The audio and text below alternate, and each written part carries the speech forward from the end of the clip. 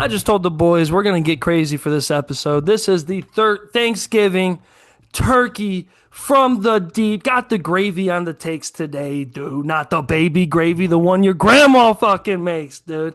We got the fucking mashed potatoes. We got the sweet potatoes. We got the boys. Eric will be joining us shortly, but we got TJ in the house. We got Keegan and we got Clark. We got the fucking boys locked and loaded for a fun little show. We're going to go over a little bit what happened this past week. You know, we had some excitement going on for the Browns with, perfect timing. Shadur Sanders out here trying to slang it a little bit. We got the playoffs coming up, with Oregon, Ohio State, Notre Dame. We're blessed as a fan base to deal with this year.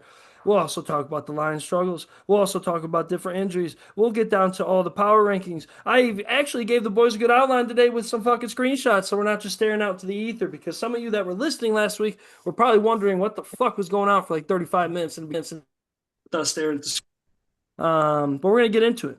So with the Thanksgiving episode, boys, I gotta ask a couple of Thanksgiving questions, and don't worry, I'm gonna judge. I judge personalities off this, bro. Fuck a personality test. Tell me what you eat for Thanksgiving. I'm gonna go with the guy that I know probably is pretty consistent. I also have been around him during Thanksgiving times. I'm gonna go to Keegan, and then we'll go around the room with each one of the Ooh. questions. I won't make you answer all of them at once. Just get everyone's take, everyone's feel. And if anybody disagrees, I told the boys, anybody disagrees on anything in this pod, let them fucking hear it, dude. Let him hear it. Just like Stephen A's fucking hairline that's gone. Let's get fucking wild out here. Keegan, what is your go-to Thanksgiving plate? This is you say this is like Green Mile. I'm getting tired, Ooh, boss. And you good you time. about to go to the chair, but you got a Thanksgiving plate to eat before the chair. What's your Ooh, go-to Thanksgiving plate? And also be specific. If your grandma makes something specific, if your aunt makes something specific, lay it down. Teach us a thing or two. man, here's what I gotta go with. Gotta go with the turkey, of course, if we're going with Thanksgiving vibes. You gotta start with that. But I'm cooking this fucking turkey, dude. I'm going with my Gordon Ramsay recipe that I took, and I'm cooking that fucking turkey. I like the way I cook that shit. Anyways, doing that, gonna have some mashed potatoes, gonna have that gravy on it. Gotta have some cranberries to have on top of that turkey, Mm, man. I love some sliced cranberries on you like that. cranberries? That's the first unique choice. I know it's kind of a thing I got. I was a picky eater when I was younger. Did not do it when I was younger, but as I gotten older, oh my god, I love it so much. Love having that little bit of sweet with the salty. So freaking good. But anyways, got that. Gonna need that. Some green bean casserole. Got to get the veggies in, dude. Some veggies with tater Yeah. tots, the whole 9 yards. And then I'm gonna throw some corn casserole in there, dude. I love corn casserole. So yeah, get some corn casserole on that. And then finally, oh, you know what? Hold up. Gotta throw the double meat in there. If I could get some ham Pause. too, if I'm lucky enough to get turkey and ham on Thanksgiving, oh my god, dude. Now we're getting a full fucking plate. And then freaking I'll just end with yams with marshmallows cooked on top, dude. I get all that and some pumpkin pie. I'm happy. That's all I need. Do you eat pumpkin pie straight, or you have to have whipped cream? I mean, whipped cream's a bonus, but I can eat it plain, dude. I love pumpkin pie. See, that's where I fall off the wagon, bro. Pumpkin pie, That's my apple hot. pie. That's I my love hot all. take. Pumpkin pie straight is like eating a fucking candle. Like just something about it for me. I just can't do. If I whip it into some shit, I like that. I like that you jumped to dessert. I was gonna ask you about that. And I love the ham take, bro. I'm a ham guy. I always Mm. have been. I think it's because sometimes, and we'll get to around the tables. I know TJ probably is understands this take. I think turkey's a hard bird for some people, and it's not as consistent if it's dry, if it's good. And I just think when you're trusting your aunt and uncles with a couple drinks in them to get that fucking executed, it's not always done.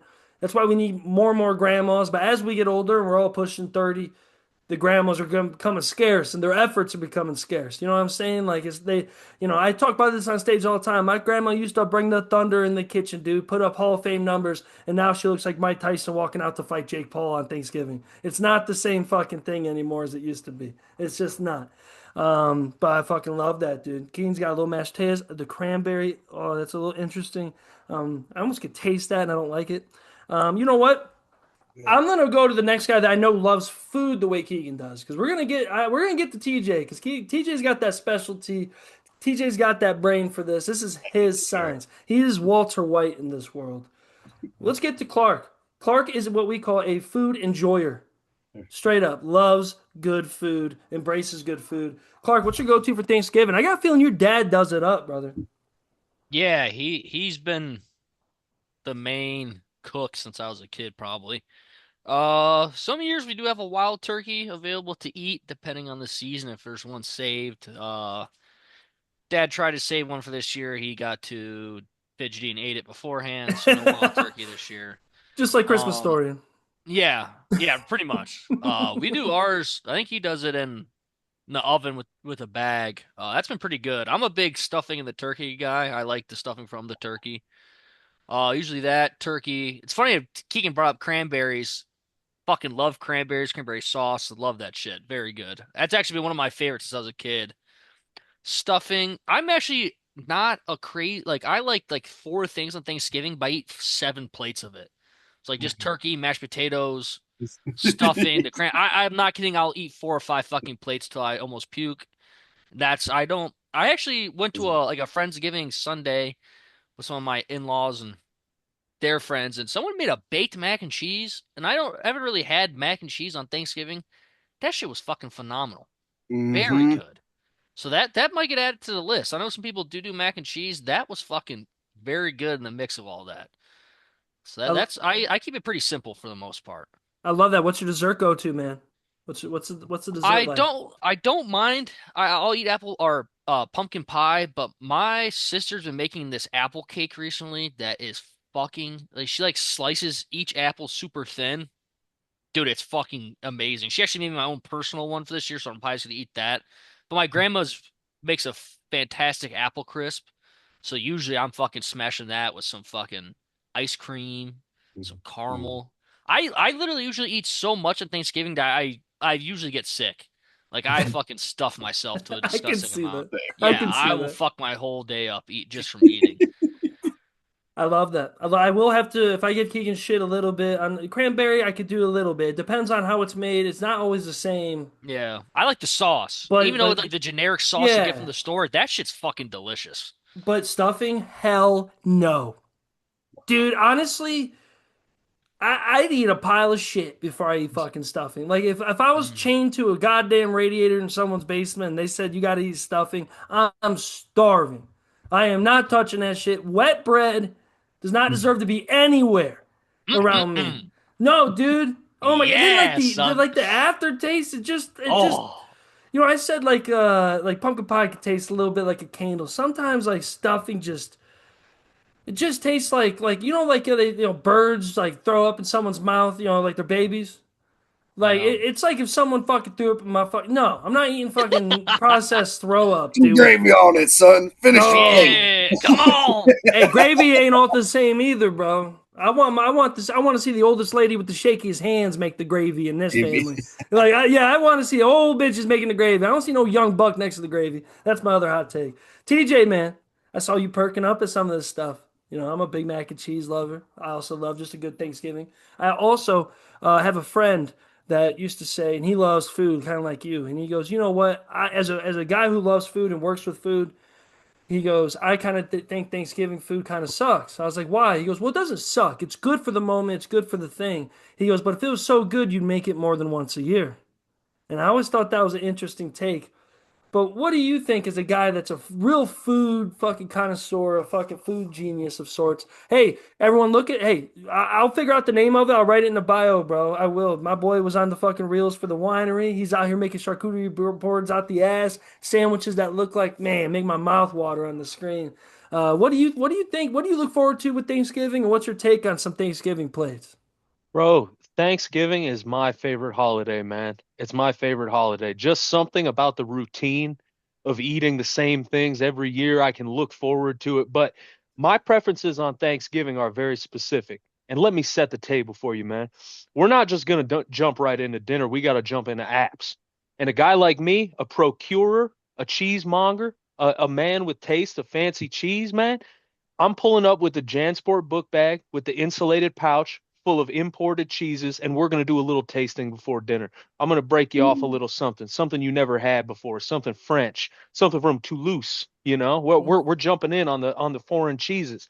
So we're going to have a little cheese tasting. We got to have a veggie tray. Veggie tray is most definite. You got to cut it yourself, buy one from Giant Eagle. Veggie tray to get everybody warmed up is cool. And then when dinner time comes, let me build you a plate. I got 2 dinner rolls. I got turkey. Oh, we forget I got the candied yams. I got the green bean casserole. I got a little cranberry. I got a little gravy. I got some mac and cheese. The one thing that's not on my list, man, stuffing. And let me tell you why. We're gonna get sad before we get happy, man. When I was a youngin', my parents got divorced, man, and my mom moved out, and my dad had a big old empty house. So when they figured out custody, he said, "Kids, we're gonna make a dinner and eat it like a family." And we had shake and bake pork chops and a box of stuffing. And Pops wasn't much of a cook, man. So I spent all night eating that stuffing out of the pot. We were going crazy right out of the pot. Well, Pops undercooked the damn pork chops, man. And I woke up in the middle of the night sick, bro. And I spent all night just puking up stuffing, man. And since then, I have not been able to get down with stuffing. So that's off my table. And then my Thanksgiving hot take, man, when it comes to pumpkin pie, miss me with it. I'd rather have almost anything else. Give me an apple pie, rhubarb, cherry, boysenberry. I don't invent a fucking invent a fucking Dr. Seuss dessert. Yeah, give me a snozberry pie, man. I'll eat anything else, man. But I'll make you 2 promises, man. We're eating good food on Thanksgiving, and I'm taking a fucking nap. Because as soon as that second plate touches down, ground zero, I'm out like a light, man. And the reason I perked up because of mac and cheese was because I'm on mac and cheese duty this year. So I'm making a big baked mac and cheese for 12, and we're going to throw down, man. Fuck yeah. That was beautiful. Actually, I should make like a montage with like turkeys next to a river with that type of fucking. That was beautiful. And Give you me know a what? gravy river, man. Hey, there you go. Gravy River. Jesus Christ. I feel like that video could get banned pretty quick. Ooh. Get the wrong Gravy River out there. No, but hey, you know what? Thank you for a little bit. I love your story of the stuffing because it just reiterates the throw up point of my stuffing. Dude, I can't argue with any of that stuff, but I'm gonna give my take a little bit. Now, I'm gonna go off your nap take. Everyone talks about taking a nap. See, to me, I always was kind of like the weird, fun guy in the family that no one takes seriously, right? So, like, I kind of get to roam around, do whatever. I actually never have to work on anything at all. You know, if anybody bothers me, grandma yells at them. That's me. One of the things I always try to take advantage of is when everyone starts getting that nappy mood, that's why I'm locked in. That's where I become like, swiper no swiping, a robber in the night. The shit that you want to take home for leftovers I heard you tell grandma that you want that for leftovers. You shouldn't have napped, brother. You shouldn't have passed out on the couch while the Lions were losing. No offense, Keegan, but that's the way we grew up. You know what I'm saying? Yeah. But I always took advantage of that moment. I'm a sweet treat motherfucker, dude. I love pie. I love sweets. When I was a kid, I always got in an argument with my family because I never wanted to eat anything else. I just wanted to jump to the sweet table. Didn't give a fuck. I would eat some rolls. Love Thanksgiving rolls.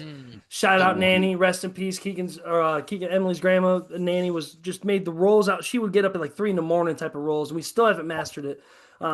We even tried figuring it out before she passed. But like, I need some rolls and just some dessert, man. That's where I used to be. I'll start dessert first before I get to my plate now as a grown man.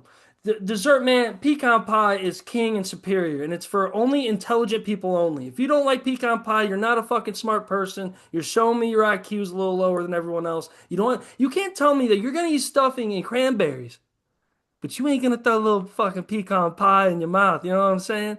I'm a big, it's hard to do. Some people get the regular ones at the store. I ain't talking that. I'm talking about real homemade chocolate type peanut butter pie, like just flat. I don't need anything on it. I just want it flat. I want it to be just scrumptious. Yeah, just amazing.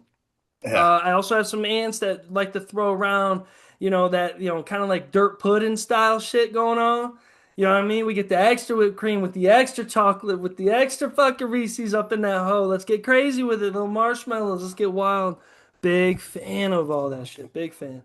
And my family does a lot of 7-layer cookies. That's like a unique thing. My grandma always does 7-layer cookies. Coconut, big fan of that. throw that down. Now my plate.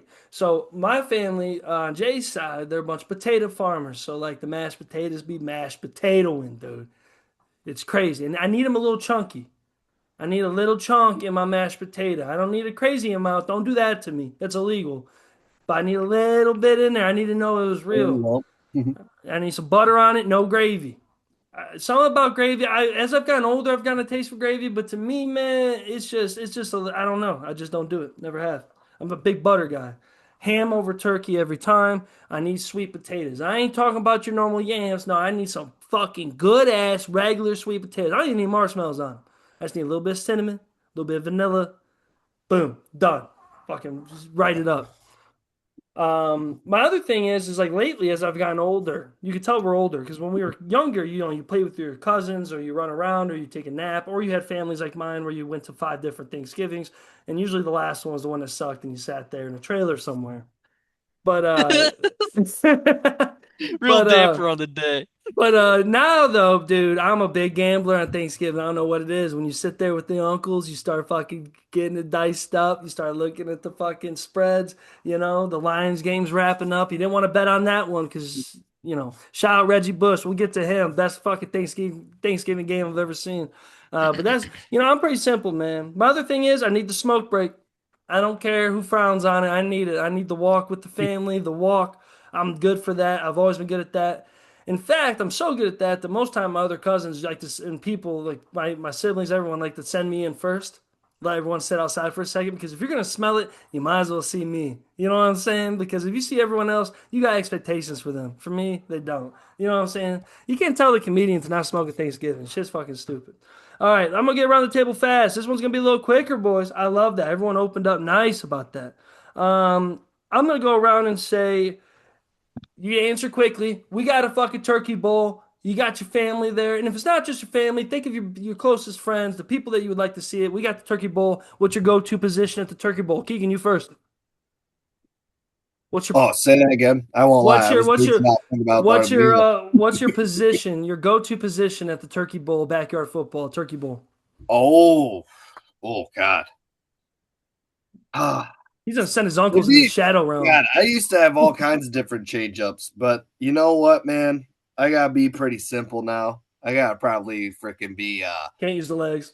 I might even have to be a center, dude. I might have to go down and freaking learn how to snap, dude. I don't know if I can be out at wide out like I used to. I don't think it could be at running back Snapping. You gotta anymore. think there's drinking involved too. You know what I'm saying? Well, Moonshine. oh my gosh. I was gonna say I might just be center. Maybe I'll just do a little sneak pass, like do a little hitch. Once in a while, maybe go for a long ball, see if I got the speed. But God, I might pull something. I love that, Clark. What's your It's gotta be go-to? before the meal. Yep, Game's gotta yep, be before the meal. yep. Before the meal, when you got nothing but alcohol in you. Yep. That's how it goes. Clark, what's your go-to? You got your turkey bowl. What's your go-to position?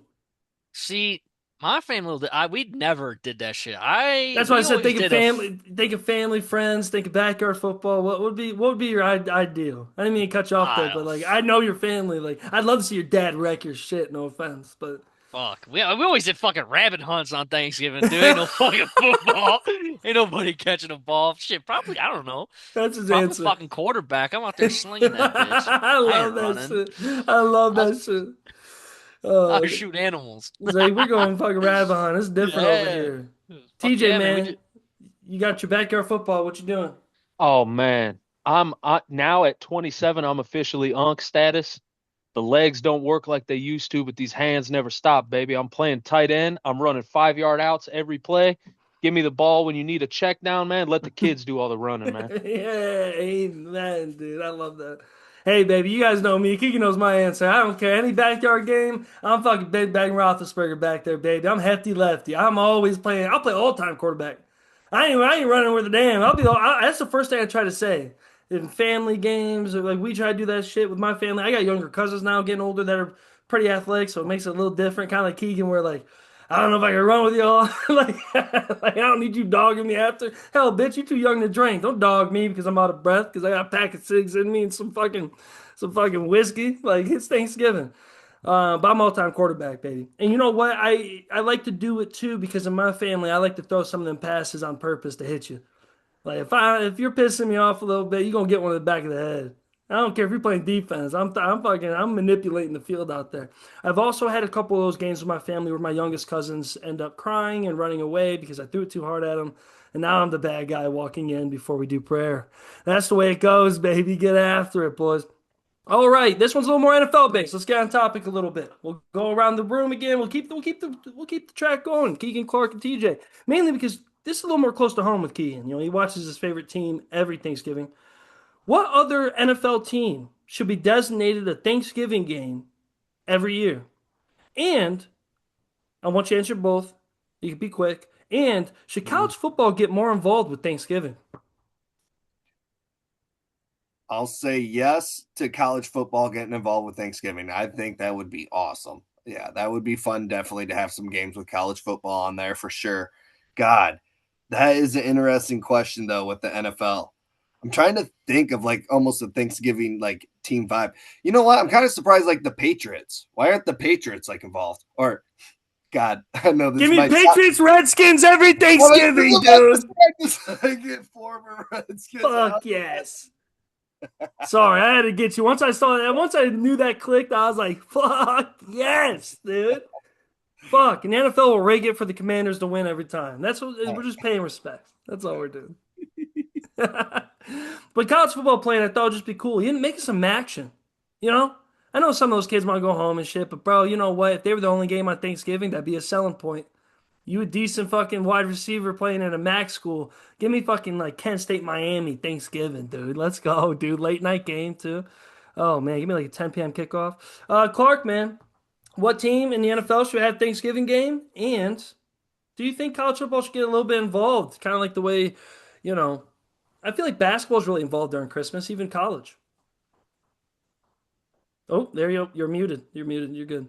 My fault, my fault. There you go. I think that brought up a great point with that, like being that kind of like a selling point. Give like one random small like max school, ACC, like it usually seems like North Texas this year. Give a team like that. Make it like, it's a flex game. You put two matchups you want to see. That'd be really fucking cool. I'm looking here through teams that have played recently or like even the last few years on Thanksgiving. I want like a fucking old school game. Give me like the fucking Raiders. I want something that to be a brawl. Like I want fucking people fighting and shit. I don't know. This is a fucking tough one. I think the Raiders would be cool because they're one of the older franchises.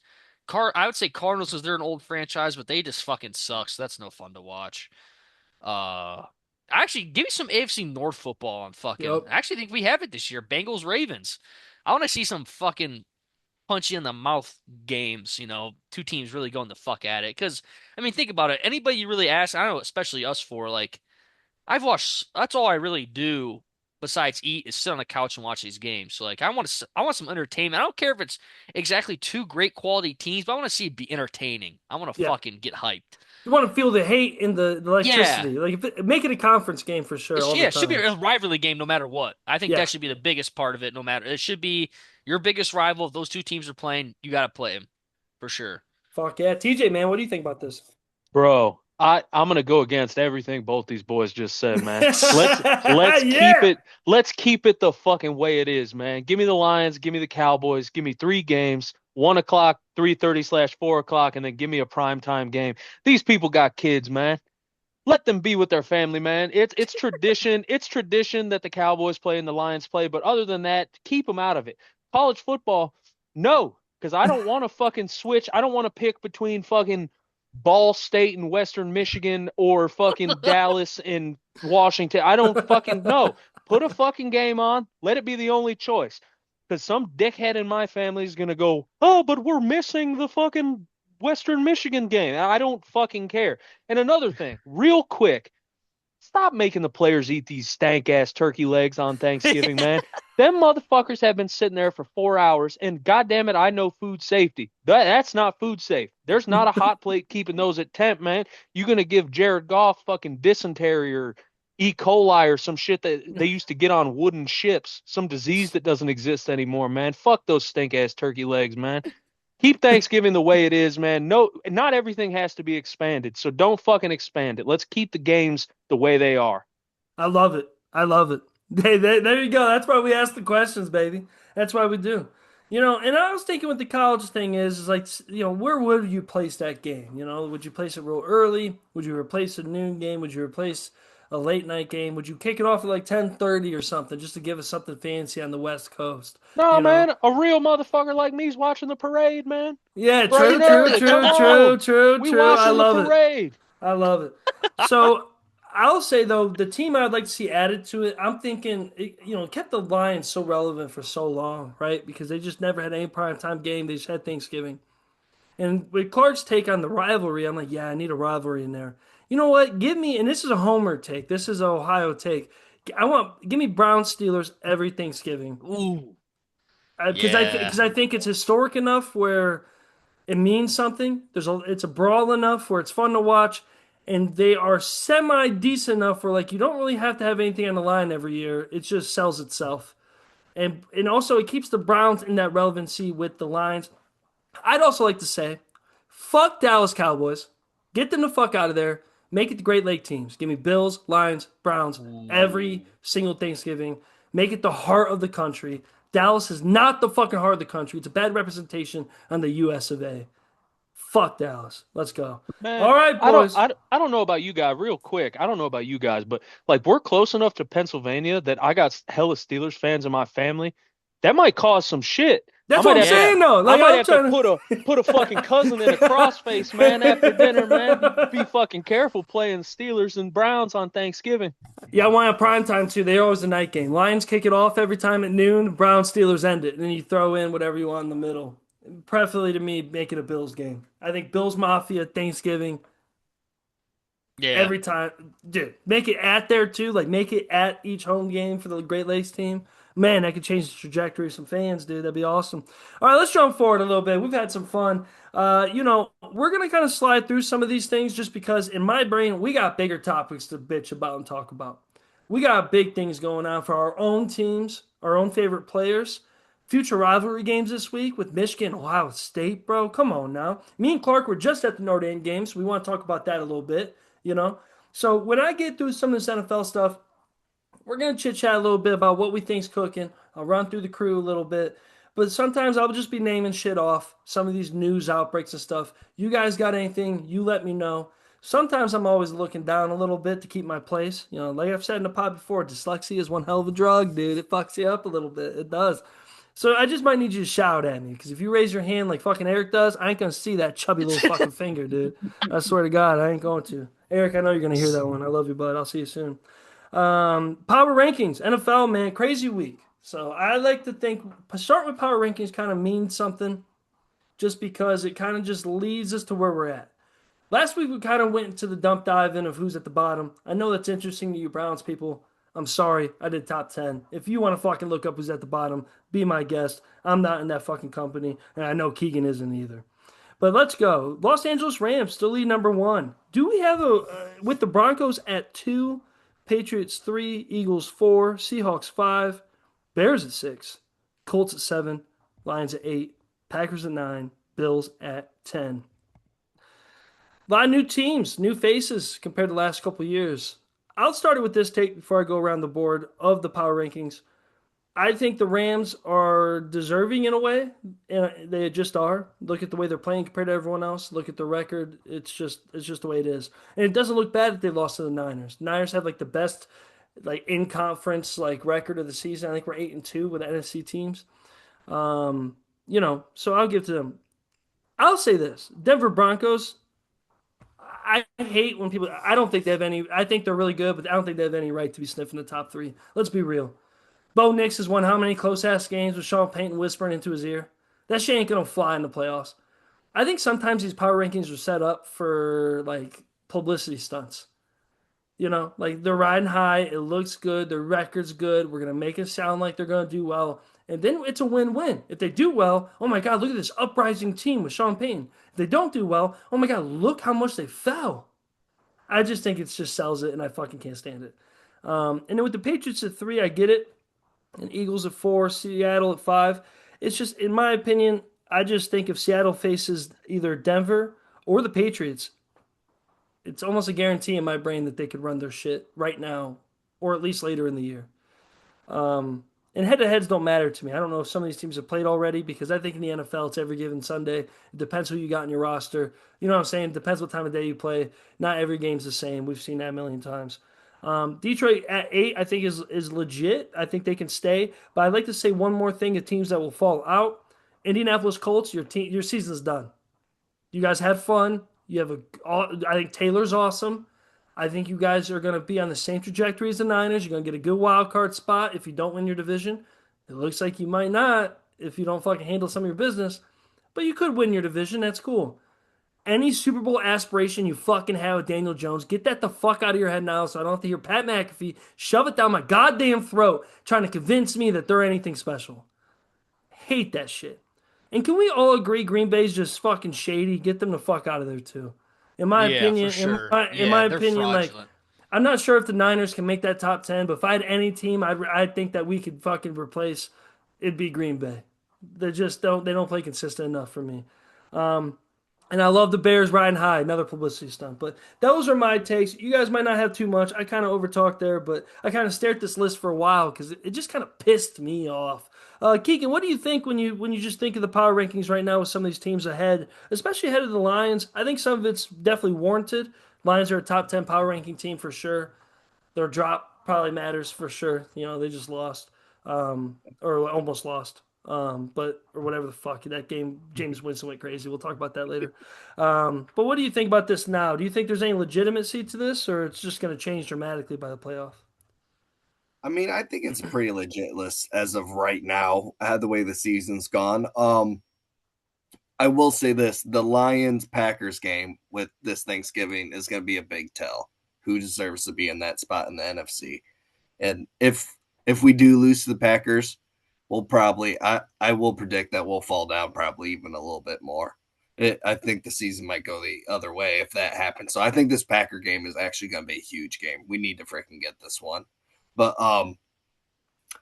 Bears, just gonna throw this one out there. I'm projecting they're going down, man. I mean, they got one with Pittsburgh.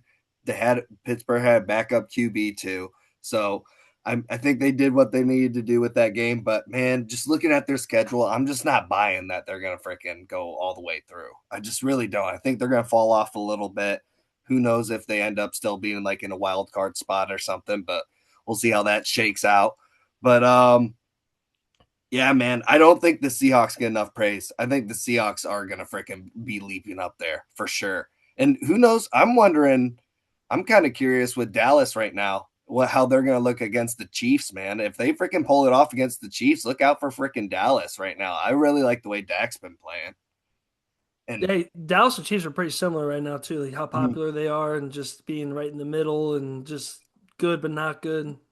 I'll just say this as my end point, just to end kind of almost with the Lions note. The Rams are they're legit, man. Matt Stafford is on fucking fire. They're killing it right now, and yeah, I think they're the best team in the NFL for sure. Oh yeah, I really do think so. Clark, man, what do you think, man? Do you think some of these teams are fraudulent, or we'll find out in due time? I think a little bit of both. One team I've actually been kind of keeping my eye on that I think can sneak into securing the AFC South is the Texans, man. That fucking defense they got is very good. I can see Yeah, them winning the rest of their conference games or division and fucking and securing that playoff seed. Uh, man, I think the fucking Packers aren't that good, and I don't think the Bears are that good. Really, I think both of them. The Packers lost to the fucking Browns, dude. right. Like that is fucking terrible. The team that lost to the Jets. So Bears are another team that are basically just fucking getting these one like very close games. If they lose half of those, their record's fucking terrible. I think they've gotten very lucky. Now Caleb Williams has been playing better. Seems to be a little bit better decision making, not turning the ball over as much. A team that I kind of bummed to see is hasn't been playing super great is the fucking. I know they beat us the Bucks, man. I really loved them beginning of the season. Baker getting hurt. Sadly, it's a team that's going to kind of fall down. That NFC South's kind of in limbo right now, and I tell you what, if the Panthers could fucking actually play some offense, I don't know what the fuck their offense is doing sometimes, but their defense is actually pretty somewhat decent. They got some good young guys at the team. I think that if they could build around, I don't know if Bryce Young's exactly the answer or if it's the play calling or what, but that team's got some potential for the future. And then like Keegan said with the Rams, man, Matt Stafford at the age of 37 is having probably his best season. I mean, Yeah. he's had what 25 straight touchdowns and interceptions. Like that's fucking crazy. And if Well, he wins MVP this year, and I saw this big argument today, like people are saying if he's Hall of Fame worthy, I think he probably already is. Me personally, I mean, he's had some very good. Now, if you go off of like team success, teams are very shitty. A lot of it, people are say stat pad, whatever. These last few years in the Rams have really showed that he is a legit great NFL quarterback. I think the Rams don't have any chance of winning a Super Bowl without him. I think he's a Hall of Famer, and I would think that they're probably as of right now, they're the team to beat in the NFL. 100%. Love the Hall of Fame take too. I mean, people get on him for that, but like, I think there is a certain level of eye test to go with your career that Yeah, is just belongs in the NFL. And I think he's just one of those guys. And like, how took him 1 year with the Rams? Like, yeah, let's just be like, name a lot of guys. Like, there's probably only a handful of guys you can name that could do that, and they're probably going to the Hall of Fame as well. You know what I yeah. mean? Or already in there Great type point. shit. Like, and that to me that just shows it. You know, people want to compare him to Eli or that shit. No, no. I mean, Eli wrote out a program with a good coach, and like that Giants team was built on toughness and just weird. You just do your homework. I'm Yeah, tired of seeing stats be lined up, and that's the end all be all be all. Just do your homework. You know, a quarterback. Maybe in 2025, people look at a quarterback in a way where like they are the most important position. Sure, they always were the most important position. But let's realize that Matt Stafford's played a very long time in an era where yes, the quarterback was the most important position, but it wasn't the end all be all of your team like compared to today. yeah. So I love that shout out. I do. Hey, Mr. Eric Wheeler's in town. How we feel, buddy? So, boys, you hear me okay? Yes, sir. Yes, sir. We just went through a little bit of the power rankings and stuff, and we're going around the board just to get a little talk before we start diving into the real shit we want to get into. And I'll get to you about your Thanksgiving plate in a second as well. TJ, with you hearing all this, is there anything that spots out to you with some of these teams that could be fraudulent, or do you have a team that's maybe not in the top 10 that, like you said, the Texans? Is there any other team to look forward to that's not maybe not in that list? Your call. Yeah, so I mean, looking at the list, Rams obviously number one. And on your guys' Matt Stafford point, I think a lot of NFL players, like when they start to get up in age, you see guys kind of ruin their own aura, by like playing too long or going to a weird team or just overstaying their welcome. If Matt Stafford retired 5 years ago, you would look back at Matt Stafford and say, man, he was fucking awesome. He might not be a Hall of Famer, but man, he's fucking awesome. And for him to go to the Rams at 37 years old and look as good as he's ever looked, his stock to me has just went up. Like he's making a bigger and bigger case every game for being a Hall of Fame player. As far as the power rankings go, Rams are a lock at number one. Denver at two, I'll say yes, just the ability to win close games. But I'd say let's at number three, four, and five, let's switch them around a little bit. I would give me Seahawks at three. Seahawks are looking incredible. Let's do the Pats at four, and then let's do the Eagles at five. Let's bump the Eagles down a little bit coming off their loss to the Cowboys this week. But pretty much all the teams 6 through 10 are big questions right now. I don't feel really good if you asked me, hey, at the end of the season, what teams are going to be there and what teams aren't.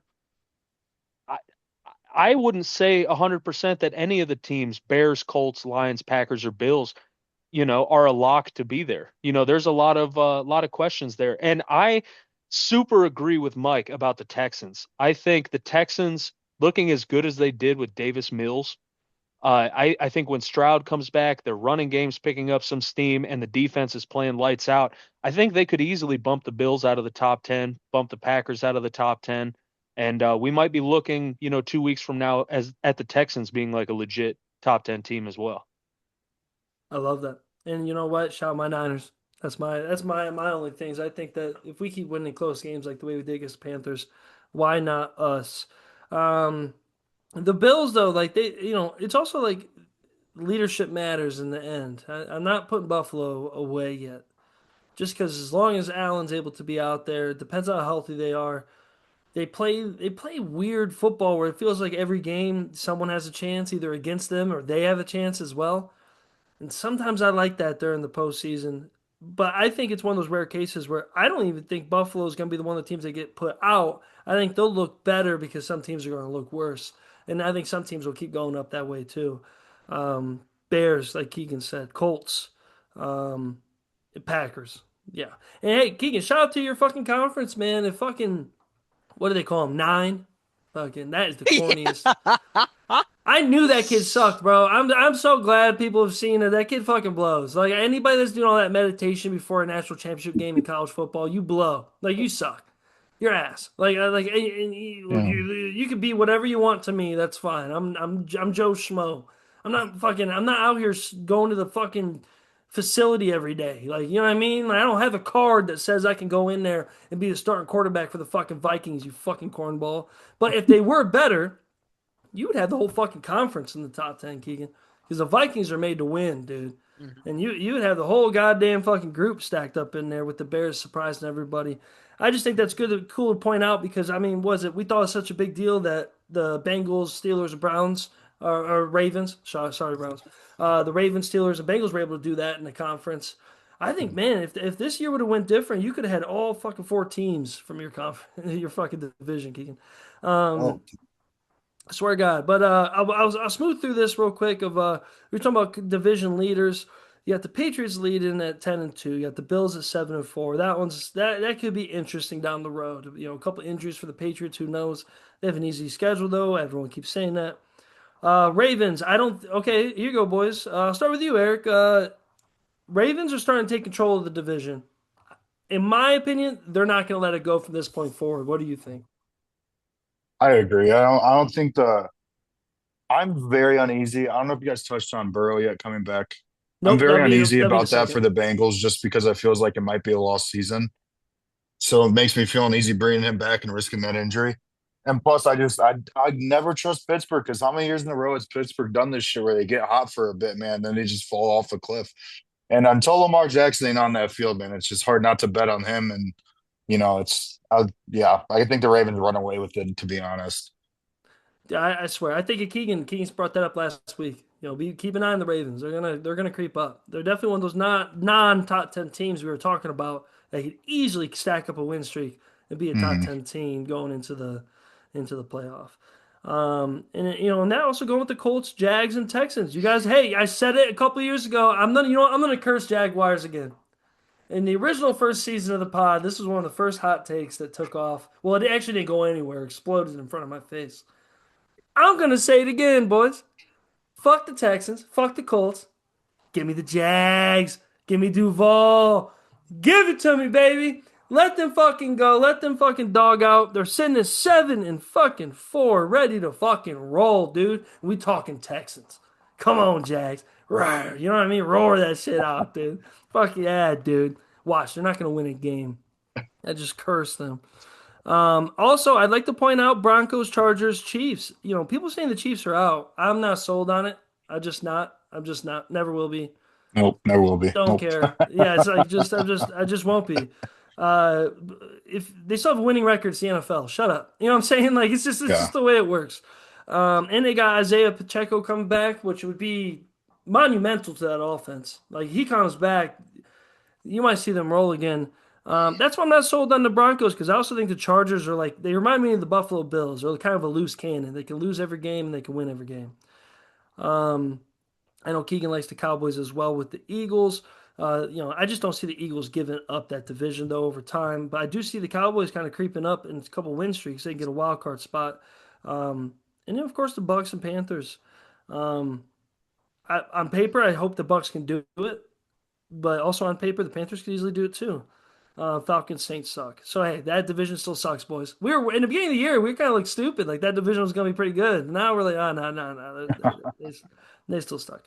Um, and hey, shout out to me, the other best division in football: Rams, Seahawks, Niners. I mean, come on now. Rams are sitting at 9-2, Seahawks 8-3, Niners 8-4, and we have wins over every single division opponent already. Come on. We split the game with the Rams. Come on. Come on, baby. Let's get after it. All right, let's move forward from the broader things. And we'll go over some injuries and coach news real quick before we push forward to our own shit. Lamar Jackson is dealing with a new toe injury. That's not good. Joe Burrow is expected to start the week 13, but I don't think that's good either. I know you guys probably feel the same. We've gone over that topic. I just don't see it worthwhile. But I do listen to TJ in my head where it's just like, bro, it's a business. If I pay you this much money and you're supposed to go out there and sell tickets, get your ass out there and go sell Yeah, that's a tickets. good point. You know Yeah. what I'm saying? Like it's like Monsters Inc. on ice, baby. We ain't out here to win. We out here to sell, baby. Come on. It's like Chaz Michaels getting ready with that costume on, dude. Go out there. Shedeur Sanders is set to start for the Browns again, even after Dylan Gabriel doesn't, he passed his concussion protocol. I don't think that's, you guys can cut me off. We'll get to the Browns, of course. But I don't think that's big news. I think if you're winning as a rookie and the other rookie came back from a concussion, it's just like, that's not, oh my God, they're finally sold on him. I'm like, no, it's just they're going with the guy that won the game and the other dude just got off a fucking injury and he couldn't throw the ball worth a damn. We're just rolling the dice regardless. You know what I'm saying? I think it'd be bigger news if they lost real bad and Shedeur still got the starting spot. Yeah, because that'd show you believe in him. Yeah, like that'd yeah. show like some real belief, which I don't like. I think Shedeur went out there and had a 3 interception game. I think they put Gabriel right back in the next week. Like I do believe that because like it or not, I don't know. We'll get into that talk later. Yep. Jamar Chase issued an apology for his behavior. Okay, this is one thing I didn't bring up about Jamar Chase. And I can't get this out of my head. It's how he said it.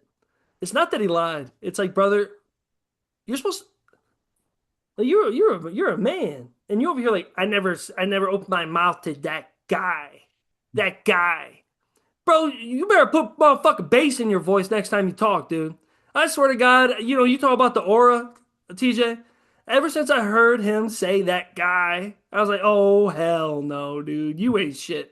You about as fruity as Odell Beckham now, dude. I ain't dealing with this shit now. Man, You know what I mean? we got the two zestiest players in the NFL going at it, man. We got Jamar Chase. I Yeah, didn't true. say nothing about that guy. And then you got Jalen Ramsey a couple years ago when he does it. He's like, you tell me. You tell me. Hey, Like, man, shut the fuck up, man. Jamar, listen. If Jamar spit on bro, we're taking it up Yep. top, man. You got to fucking fight. Listen, man, I'm a teddy bear. There are very few things on this planet that could make me violent. That shit will make me primitively violent. Go ahead and spit in my face, dog. I will squeeze a fucking man's head till it pops, man. Don't fucking spit on me, man. I'd rather you whoop my ass. Honestly, just beat the fuck out of me. That's better than being spit on, man. I'll take an ass whooping over getting my face spit in any day of the week, man. You got to separate these kids, man. These diva wide receivers need to sit in timeout for a while and think about what they did. I love that. I fucking agree, dude. It just doesn't look right to me. And shout out Jalen Ramsey, bro. He's that little bit type of zesty that he'll beat your ass. Like I ain't fighting him worth the damn. You know what I'm saying? But like I don't know. Hey, Joe Burrow, get your guy. Time for you to come back. Justin Tucker, baby, back in the fucking news. He's trying out for the Saints after being released by the Ravens. Hey, go out there for the shittiest team and start kicking field goals. He lost the job to Cade York, dude, the shitty Browns kicker that got cut. What's up with it? Hey, Yeah, it's like if Cade can hit him straight, man, that dude's got one of the strongest fucking legs in the NFL. He just cannot hit him straight, dog. That motherfucker can hit it. So I remember when the Browns drafted him, Pat McAfee did a roaring what do you call it when you like endorsement of him? Yeah. He's like, he's gonna have the best leg in the NFL day one, like the strongest leg. I was like, yeah, it would have been nice if we could have kicked him straight with that leg, but it's like John Gruden talking about Sebastian Janikowski. He's like, bro, I don't care how hard you can fucking kick it. Just fucking make it. Like, I don't care if you can fucking boot it from 70. And then, hey, he started showing up drunk and hitting them. Baker Mayfield received good news on his shoulder injury. And his status for Week 13 is uncertain. There you go, Clark. If Baker comes out and he can finish the year, even with half that wide receiver core, they're going to win that division. I really don't see a way they don't. Like, their defense can play well enough. They'll be fine. J.J. McCarthy, 9. You know what, J.J.? I think, how, like, Aaron Rodgers, like, went to the woods, did ayahuasca, and went into the darkness. I think J.J. McCarthy needs to hang out with Russell Wilson for a month and realize you're on the wrong fucking path, bud. Like, let's scare him straight with this corny shit. You know what I'm saying? Like, you see him sitting there fucking, everyone's like, that's my QB. You see him fucking foaming at the mouth. Dude, I fucking see my cat do the same shit for fucking catnip. It ain't no fucking bulldog. That's a goddamn cat. Goddamn. But he's in concussion protocol. That kid sucks. Isaiah Pacheco, he might return for Thanksgiving Day game. I would love that. Raiders firing offense coordinator Chip Kelly. It's kind of Yeah. funny. People were trying to say he was going to try to take the head job for a second too. Yeah. No, that ain't. Chip Kelly, dude, just stay in goddamn college. I don't understand. He's gonna be on Ohio State staff as an offensive analyst in a week, and I cannot wait. Well, that'd be pretty good. Hey, that's good news. You know what I mean? Because like, it's not like the guy ain't dumb. He should have never left Oregon. He probably would have had a ring. You know what it is with Chip Kelly to me is like watching him like he looks like an amazing OC when his team is very like significantly better than who they're playing. Because like when you have like in some of his running schemes, when you're confident that all 5 offensive linemen can win their matchup, you're going to have an amazing running game. When you're pinning and pulling, the G counters and stuff like that, like that's incredible. Well, when you have like scraps and throwaways that the Las Vegas Raiders have, he's completely lost, and the Raiders offense looks super flat because of it. I love that take too. And like, I mean, you have Genty, you have even like, say what you want. Like Geno Smith was throwing the ball around. It's not like you got a guy that wasn't throwing the ball around. Yeah. Like you had If it Gino set up. hits 3 of those balls, I don't think Chip Kelly's fired this week. Gino missed Trey Tucker about 3 times in that game on Sunday with the Browns that changed that whole game. If Gino hits those throws, I don't know if he's fired this week, honestly. Hey man, I'm a Geno fucking supporter. Fuck you for confusing my boy, Chip. You confused my Now- goddamn boy. Prettiest fucking spiral in all West Virginia history. Did y'all see Geno throw the bird to the Raiders fans coming off the field, Yeah, man? he said, fuck you. He was Yeah. jogging off the field and he threw him a fucking birdaroo real quick, man. Geno. that's They're why gonna be they- stuck with him. That's why he's my dog. I fucking love it, dude. Keep flipping him off, Gino. Keep living your life. You're a fucking bust that bounced back. No one can tell you shit. Fuck the Raiders. Anyway, Yeah. I'm fucking tweaking there. God damn, I almost had a stroke. All right, I'm gonna go through some scores really fucking fast, and then we'll get to our teams because the Raiders talk was good. Texans gave it to the Bills. Bills are bipolar. Chiefs Colts. Chiefs won in Chiefs fashion. I think the Chiefs Colts game was like a weird, great value version of an AFC Championship game. Like that's just not the one we're gonna get, but it's one that people think's gonna happen. Seahawks, Titans. You know what? Titans have fucking heart. This goes to a take last week. I don't know if they deserve to be the bottom team half the time. I think they Yeah. play really fucking hard. I just don't think they have a roster. Like we I'll tell said, you- fun bad team. I'll tell you one thing, that was Cam Ward's best game in the NFL so He far. has some crazy fucking throws, dude, that are absolutely insane. Dog. Like and then like he's like jumping on his head for touchdowns now. Yeah. Like once you got your pick going out there doing that, you got the right guy. Let's find the right coaching staff. Let's find the right GM. Let's find the right ownership. They got a whole new stadium apparently trying to be redone. I don't know what the fuck they're doing. Vikings, Packers. Vikings, man, your ass. We keep getting on that 9 ass. Packers bipolar. I'm interested to see if Love can make it through the rest of the season. I don't know if you guys are watching the Packers, but he's getting his ass handed to him. Like he's getting knocked on the ground hard. And that's a big man. He's like fucking having to sit Daniel had to sit a drive last 2 weeks just because he's getting his ass rocked. I'm just pause. I'm just wondering if that can continue. Ravens handled to the Jets. Lions win a close one with the Giants. Keegan, I think that game was just meant to be close. I don't know if I'd be as scared as a Lions fan. I just think that once you play against Jameis Winston, it's no hold barred. Like they ran 3 or 4 trick plays. Like, I was almost curious, like what Winston's stats is like playing the Lions, like even when he was over in Tampa and stuff like that. Is he always bald? I can find it if real quick. I don't got you. know. I just was curious. I need to look up those stats. I was curious. I'll pull it up. Keep on going. I got you. That reception touchdown. We'll get to your game, Dude. Keegan, in a second. We'll get to your game, but Dude, yeah, I was we'll gonna get to say that was- but that reception touchdown with the fucking dance, smooth as fuck. Yeah, I'm just we'll get It's to a the big game. I'm fucking getting man. worked You up. got to get that ball down, dude. You can't let that big man catch it. That's a fucking hard dude to bring down, dude. He looked goofy like he did during that Florida State touchdown. You guys remember which one I'm talking about? Yeah, and That, he's that fucking big, that running one where he's like running all over. God damn, that's how he looks stealing them lobsters, bro. That motherfucker's crazy.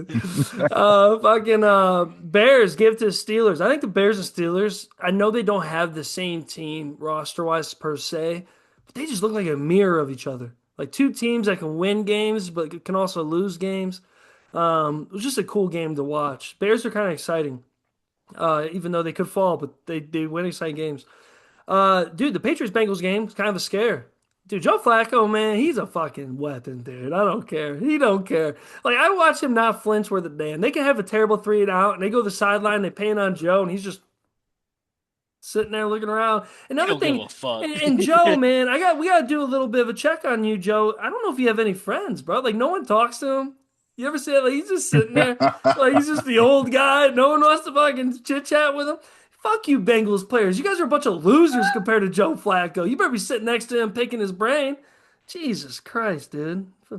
We'll get to the Browns Raiders. Shout out, fucking perfect timing. Let's go. Jaguars Cardinals. I was like, it felt like watching a Matt game on steroids. That's literally like how that game was just wild. Shout out my Jags. Fuck the Cardinals. Cowboys Eagles game. Another crazy fucking game. I'm back, baby. Dude, that fucking comeback with that kicker, give him money. Yeah. Dude, if I'm him, I'd tell Cowboys to shove it. I'd see who would pay me. No joke. That might be the first kicker to ever hit the free agent market and see who's gonna fucking lace me up with some cash. Because that dude's a goddamn weapon. And the Eagles, man, like when they put that many points up early, they can't sustain that shit. They don't have the offense to like. They just run the ball a little much. I don't know what their problem is with not trying to have like normal drives. I've seen a lot of memes though. I love they do the AJ Brown, like he doesn't care if they lose if he gets 100 yards. Yeah. Like they didn't see him frown one time on that sideline after they lost. He's still smiling, dapping people up. Like, dude, come on now. And on that game too, dude, shout out to Pickens because Pickens is about to get a bag this offseason. Oh, If it's hell not, yeah. don't get me wrong, I still think he's a fucking prick. We've seen he doesn't act any different than he acted in Pittsburgh. He's just putting up better numbers now. That dude's about to if the Cowboys let him hit free agency, he's going to get a fucking payday. Dude, do I sense like some Steelers hate right there? Your tone switched for like 5 milliseconds. You're like, yeah, I don't fucking like sorry. that guy. Sorry, No, don't be I'm sorry trying to to calm me. down. Long day at work, Don't be boys. sorry to me. Fucking Pickens gonna show up to your house with a shiesty on, dude. You're gonna have to say Hell sorry yeah, to the him, bro. fucking Hey, as long as it's Shank. after he signs that dotted line for the Browns, I'll be fucking happy as a clam. Come here, I'll take bud. it all back. I'll take it all back, Keen. Man, TJ like said, I think it was last week, dude. He like looked like broken, like against the Raiders. He looked like, dude, he looked like a 99 overall player running around. You don't see a lot of guys look like that sometimes. He's very inconsistent in a weird way, but like also with a good quarterback, he might just stay there. Falcons Saints, another trash game. Shout out Falcons. They don't know what the fuck they're doing. Rams Bucks. It felt very sad for the Bucks. I will say the Yeah. one thing that could go against the Rams is their schedule looks a lot better on paper than it is. Like their win against the Niners, we were way more beat up than we are last week. Their win against the Bucks should have an asterisk next to it. Like they've had a handful of games like that. I'm pretty sure they played the Cardinals under the same circumstances. But just watch out for that. And then hey, Niners over Panthers. I want to go over to you guys real quick. TJ, Eric, Clark, Browns game. Finally, hey, we finally got something to cheer for a second. Now you guys are losing your draft picks. Better slow down. But better slow down. You guys are trying to speed up a little Yeah. bit there. Defense though, crazy locked in. Shadur, I don't care. Those bombs were awesome. I know that I've kind of gave a little bit of gripe to Dion and all that. I love Dion. I love that he was there happy. I think that was actually Yeah. really fucking cool. Like I that think was really dude, when he cool. hit that deep ball and they panned up to Dion like cheering and shit, and I'm like, that is like, even if you didn't have a horse in the race, it's just like, dude, imagine seeing your son do that again. Like, I don't know, that'd just be cool as fuck. Especially all the sudden shit Shadur's went through, just hit a play Yeah. like that. You know, it's just like, okay, cool. Like that was He's fun just to there watch. cheering on his boy, man. That's Yeah, like exactly. all he cared about. Like that's cool as fuck. Mm-hmm. He was so hyped. You could hear him yell, "Yeah, yeah!" Like you see Yeah. his face. Like that was He dope. dabbed up in the locker room when he was walking out. Did you see that? I love, dude. That's it's just wholesome shit. But we'll move to TJ. TJ, what did you take away from a game like this against? Now it is the Raiders. Let's be honest, the Raiders. We talked about last week. Them and the Browns kind of deserve that last two spots for the power rankings so far this season. You guys looked pretty fucking good against them, regardless of how the game plays out. You did. What do you take away from a game like this moving forward? And are you kind of excited to see what Shadur can do in front of a home team with everyone there? Dude, I was so stoked at the game because I when Dion went to Colorado and when Prime transferred, and came when Shador transferred and Prime came to Colorado, I I believe was one of the few people that thought that that was a good thing for college football, and that more variables are better, and an exciting situation like that could be interesting. So I watched Shador a lot, and honestly, he this is the type of shit that he does, man. Is like he'll throw a bonehead pick and then he makes a fucking incredible throw a couple times a game that leaves you like floored. Where you're You like, know who he how is?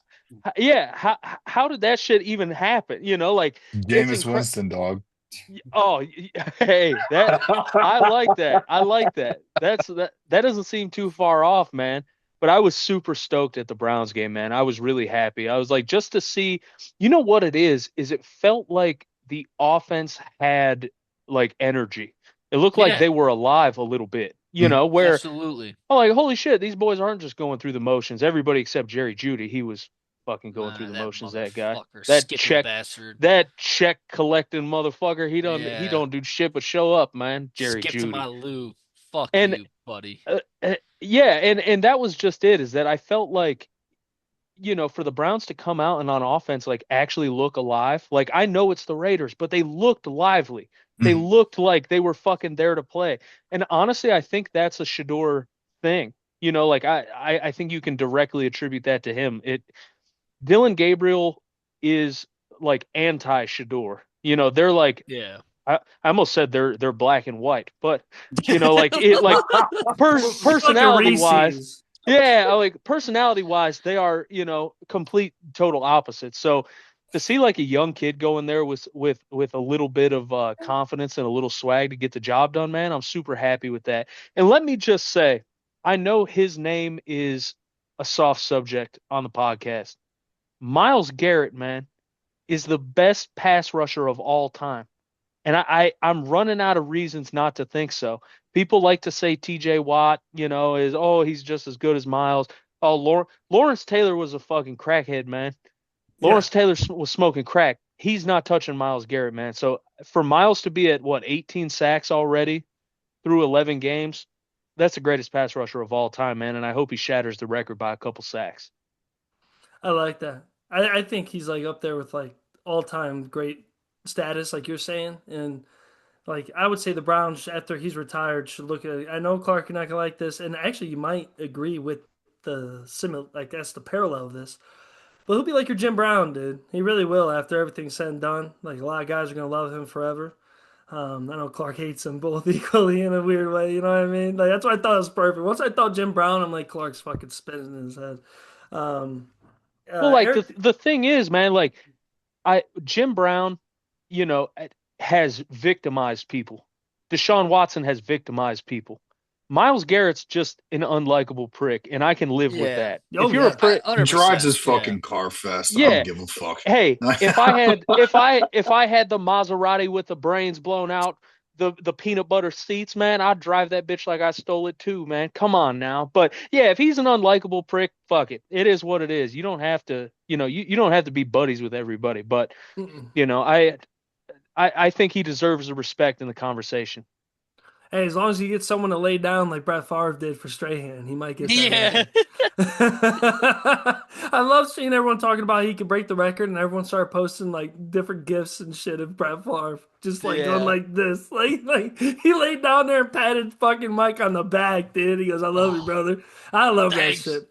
Uh, Eric, did you get to go, man? What are you thinking about this, man? Unless you got any thoughts on TJ, sorry, boys. I had to piss like a racehorse Are you before good? that. Give me one sec, actually, because I wanted to tell you guys that was the Browns' first away game win in 434 days, dating to back to last September against the Jags, I think it Jags. was. Yeah.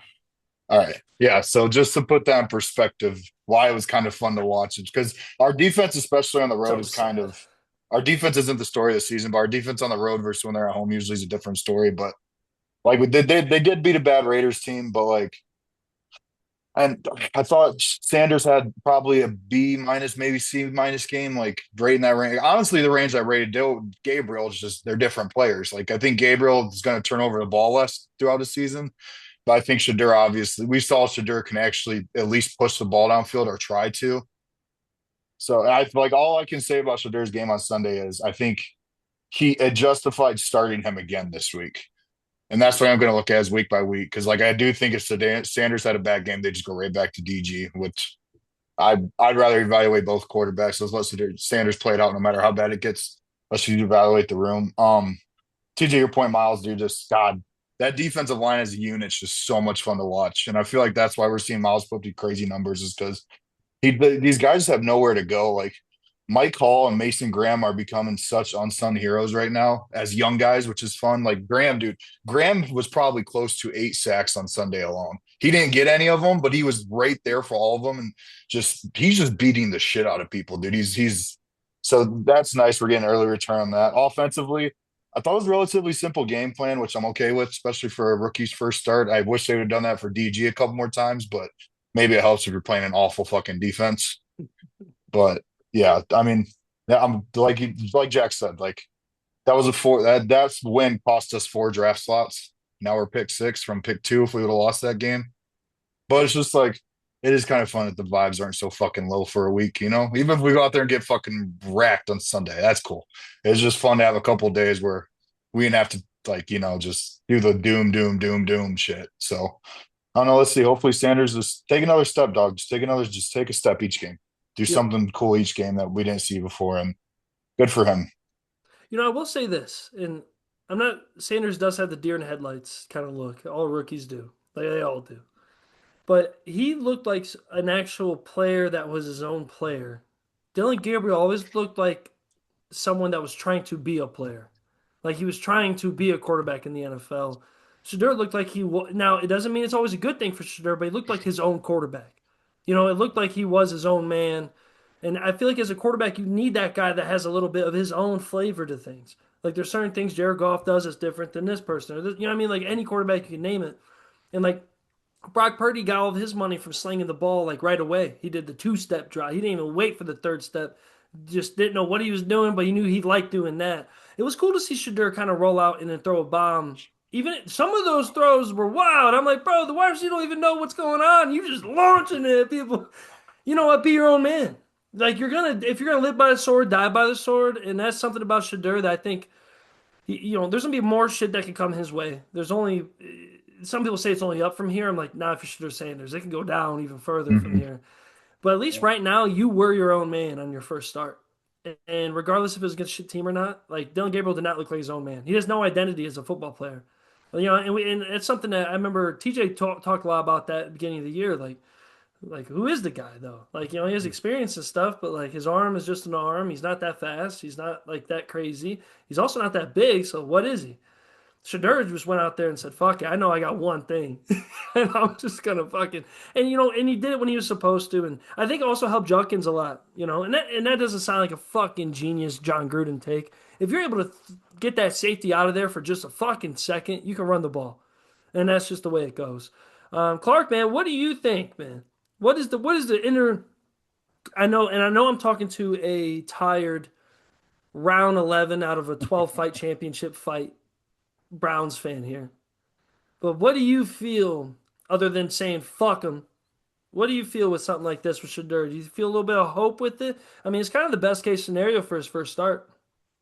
And I'm not just talking about him. I'm talking to rookie class in general, Judkins, the whole 9 yards. We'll get to the game coming up too. Yeah, and I've been a very vocal about I've been pleased this year's rookies for sure. I mean, quarterbacks, like you said, Gabriel hasn't worked out. I still think at some point in his career, Gabriel could be like a good NFL backup guy that he could be one of those guys. He seems like he's a smart guy that could have like a long career being a backup. It was exciting to watch Shadur, man. Like I said, I was with a bunch of people watching it, and I can't tell you the last time on offense I was with a bunch of people and you hear the house go fucking crazy. Like everyone went fucking wild. And I think it really captures the moment, right? Like TJ said, there finally seems like there's some energy. Uh, he went 11 of 20. That pick he threw was bad. And that's stuff that's gonna get. I think before in college, you could probably get away with slipping in like on an edge, dropping like that into coverage. He thought probably get slipped the ball in there, and those are learning mistakes he's gonna have this isn't college. You're not playing at Jackson State or Colorado anymore. It's the NFL. His arm strength is good, man. That play where he rolled to the right and hit Bond deep, to me, that's what the future of the Cleveland Browns should be. Guys like that. Fuck Jerry Jeudy. All those routes he should be running should go to Isaiah Bond. Like, I get it. I understand why he was doing the weird skip thing. He's trying to throw off the angle for guys. It looked worse than it was. A lot of people that probably don't know think, what the fuck is this asshole doing? Trying to get a different idea of leverage on the like Keegan, like I see Keegan shaking his head. He understands that he's trying to at least slow his pace to throw off the defenders and maybe make a juke. What's his name came in behind him and made a beautiful play on the ball. Shout to that defender. If anything, that's more impressive on his part. Perfect over the top punch, great fucking play. Uh, no, that should have been taking us right down the field for a touchdown. Potentially Sanders could have had like 3 touchdowns that game. We ran it in with what's his nuts on the Wildcat there at the end. Defensive line's playing fucking unreal. Truthfully, like that's one of the most impressive position groups in the NFL right now. Truly, I'm not even just talking out my ass as a Browns fan. I really think they're one of the better position groups as overall in the NFL. Schlesinger still continues to impress me. That corner we traded for, I tell you what, has been very good for us. Campbell, I believe his name is. Great fucking trade. I know we kind of made fun of it at first, like why we trading a corner straight up. Very good trade. I've been very happy with it. So I know I usually am very pessimistic about the Browns, and I know it was the Raiders, but at least we saw a little bit of something, right? Just a little bit of life we can build off of, and we didn't have that 2 weeks ago. Even last week we didn't fucking have that. So I was pretty happy with the game. I think the Niners are probably looking. Let me look at the schedule quick. I think are probably our toughest opponent left on the schedule. I know that we have a little bit easier schedule going forth here. So You're after, giving us 5.5, which I think is Yeah, we got fair, the but Bills. yeah, Bills is the next toughest game yeah, after the really those and the Niners. Bears too. And I think the only reason why the Browns are even getting 5.5 is because it's at home. Hmm. yep. Recently, we've played good defense at home. We'll see what happens. I'm interested to see what the weather's going to be like. It could really affect the game. We're supposed to get that big snowstorm. It could be a fucking game in the snow. It's supposed to rain and shit Sunday. So, that game could be potentially very low scoring. It could be nice out. And I'd love to see the offense flourish. So, actually, funny enough, my brother-in-law was telling me that the ticket prices have actually gone up quite a bit for that game because Yep. Sanders is starting. They've gone up quite a bit. And he said historically, when we play a team like the Niners, they're usually a little bit higher because a lot of out-of-towners will come in and watch the Niners play. Yeah, like you did the year before, Yeah. 2 years ago. But I guess to wrap it all up, a little bit more optimistic than usual for the Browns. I really hope that even if Sanders, I tell you what, even if he's not going to be the guy that gets us to the Super Bowl, if he can continue improving, I think it's a good stopgap for a while. We can focus on drafting receivers and tackles and not have to make that fucking top 10 pick as a quarterback, which I think would be huge for the Browns right now, draft wise. I think that would really help us out. So, It's not the cleanest situation, and I know I've poked fun about Watson, but yeah, if you can walk away with, all right, we got Watson and we got Sanders. It's not your yeah, cup of tea, but we know both of them can play somewhere, and yeah, that's better than nowhere. Let's get a fucking team and a roster going, because we'll get to the Lions game real quick. The one thing I thought of that was really unique of watching the Browns game and Lions game this last week was I was like, man, if they had each other's weapons. Like if the Lions yeah, had the Browns defense, you know what I mean, with the Lions offense, like you know what I'm saying. Like and I know the boys are playing a little bit harder this year, Keegan. And I think honestly, we'll get to your game right now. I think I think if you guys had last year's defense, you lose that game. I really do. Like I think there's certain aspects of the Lions defense that will allow them to win these closer games because I think that you need to win these closer games. You can't win every game by 18 plus, 20 plus. You just can't. I don't care who you are. It's just not going to happen. We'll get to Keegan with the Giants game of Keegan. One thing I would like to see as a Lions stepchild fan, I am a step fan, I guess you should say. Um, as I am, is I ne- I need a little bit more of those explosive quarters again. I don't Yeah. care if you can't do it 3 quarters, out of the four. I need at least one got that 14 to 17 to 21 points. Mhm. That's you need that. Like this whole like trying to win the way everyone else does, it's not your identity. That's not how this fucking shit works. You're putting Jared Goff in a fucking corner, and then you're gonna blame him if you don't win. When that's not fucking fair. When three and outs are on him half the time. The blocking's ass. He has less than 3 seconds to fucking throw the ball with a bunch of wide receivers that need takeoff time because you have wide, long set plays. Anyways, how'd you feel though? You walked away with a win, and that's the one thing I love is like going off of even Clark's thing. It felt so good to go to Keegan. Of regardless of the success of the Lions, and I know the ceiling that you have, the standard you have now for them, because you want to see them fucking pull this off. A win's a win. A win is a fucking win, and especially if you're playing any NFC game, that shit stacks up over time, and people will look at that in favor in the future. But that game probably scared the shit out of you, didn't it, Keegan? Oh, it scared the hell out of me, dude. I've been telling you boys how I've been getting a little bit more frustrated with the Lions too. That I've been kind of revolting back to the old Lions ways in my behavior and getting pissed off.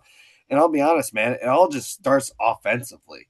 It does. Like, I know that you were just saying right there, would I want to change places with the Browns just because that awesome defensive line and everything? But like, I think our defense is playing their ass off, man. I think they've actually put us in great. If you watch the full game, they put us in great opportunities, or they save our ass sometimes. And most of the time, our offense is the one who keeps putting us in tough predicaments, or they don't get the job done. Like our whole thing that we built this team on is because of this offense, and it started up front with this O-line, and this O-line has not got the job done like it has in the past, man.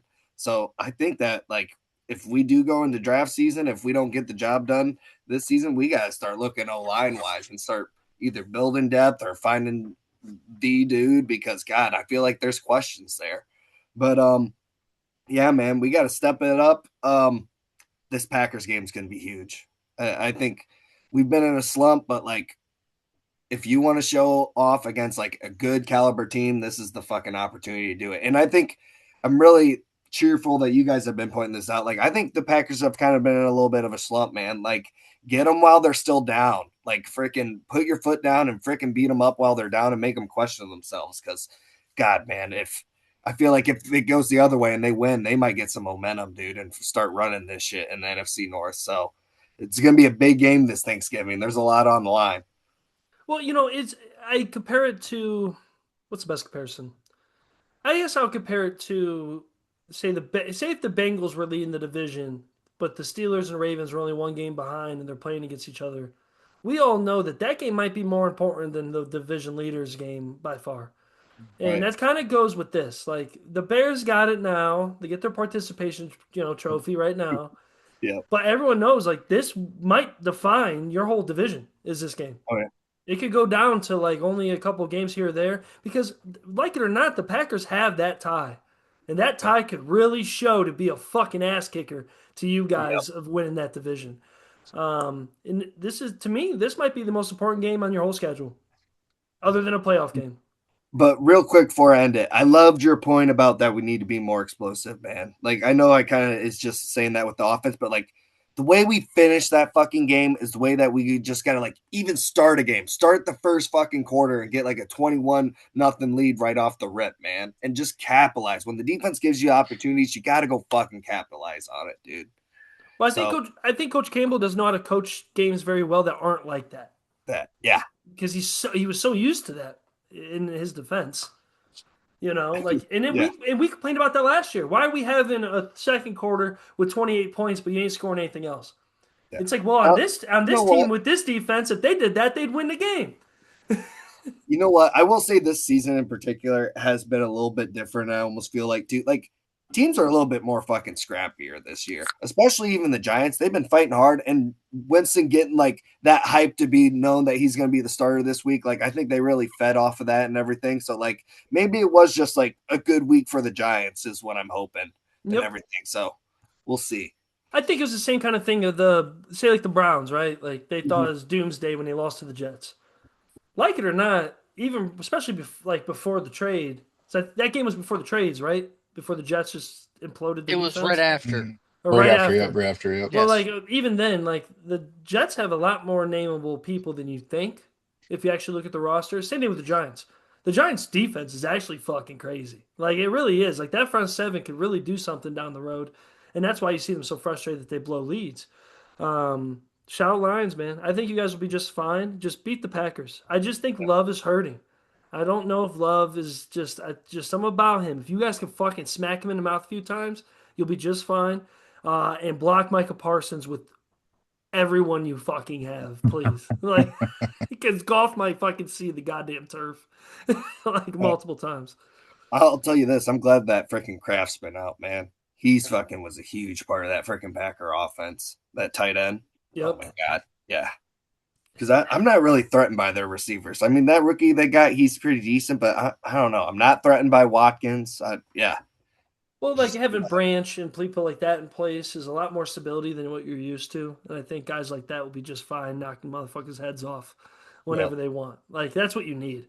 That's what you need. Honestly, dude, a fucking like I know Caleb Downs gonna go somewhere like worse, but like he would fit on that team like god Bro, damn. he would be fucking awesome to watch there. Dude, like the way they got their Yeah. defense set up, they would have him roaming around wherever the fuck he wants, and he could just unload, bro. Unload. Ah, that's the only Ohio State love I'm getting because later I'm gonna stir you boys up. All right, let's keep pushing, pushing, pushing. We're actually doing pretty good. Um, other Thanksgiving games, real quick, before we get to our game, just because I had the Packers Lions game pulled up for the Thanksgiving games. You had the Chiefs Cowboys. I mean, we were talking about what Thanksgiving games we'd want. I'm going to hit Eric up about this a little later on to get his Thanksgiving dinner and to consider what teams should play. Chiefs Cowboys sounds like a fucking Thanksgiving game. Let's be real. Like that's about as Yeah. good as it gets. And then Bengals Ravens. If Joe Burrow can come back, electricity. Even if they don't win, electricity. And if the Ravens defense, I mean, they're playing better. So like, will that actually work out? And Chiefs Cowboys, like they're so bipolar. I don't think it's as exciting as some people think, low key, just because. But like they're made for each other. That game's gonna be wild. Let's move forward a little bit before we get done with all this NFL talk. Niners fucking Browns. Niners fucking Browns. Now I'm gonna talk a little bit about the Niners first, about a little bit of the Panthers game before we lead up to this. Brock Purdy, get your shit together, brother. That's all I'm asking for. Get your shit together. You know the deal. You play half-ass, we win football games. That is the goddamn deal. That's why John Lynch let you sign the fucking contract, Brock Purdy. That's why Shanahan said, fuck it, we're going to keep you. Because if you don't make enough mistakes, we'll win the game. We aren't winning any more games if you throw 3 picks. Like, that's just not the way this is supposed to work. I don't care how it fucking happens. You're lucky we were against the Panthers.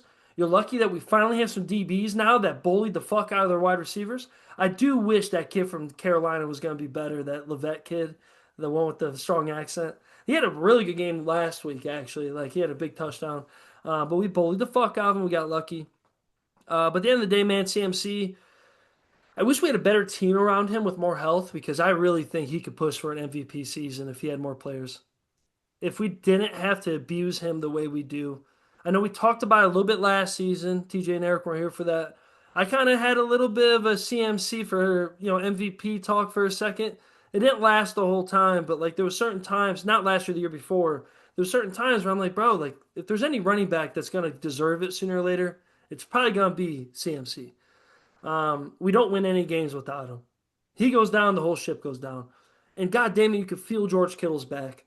You could feel the vets were there.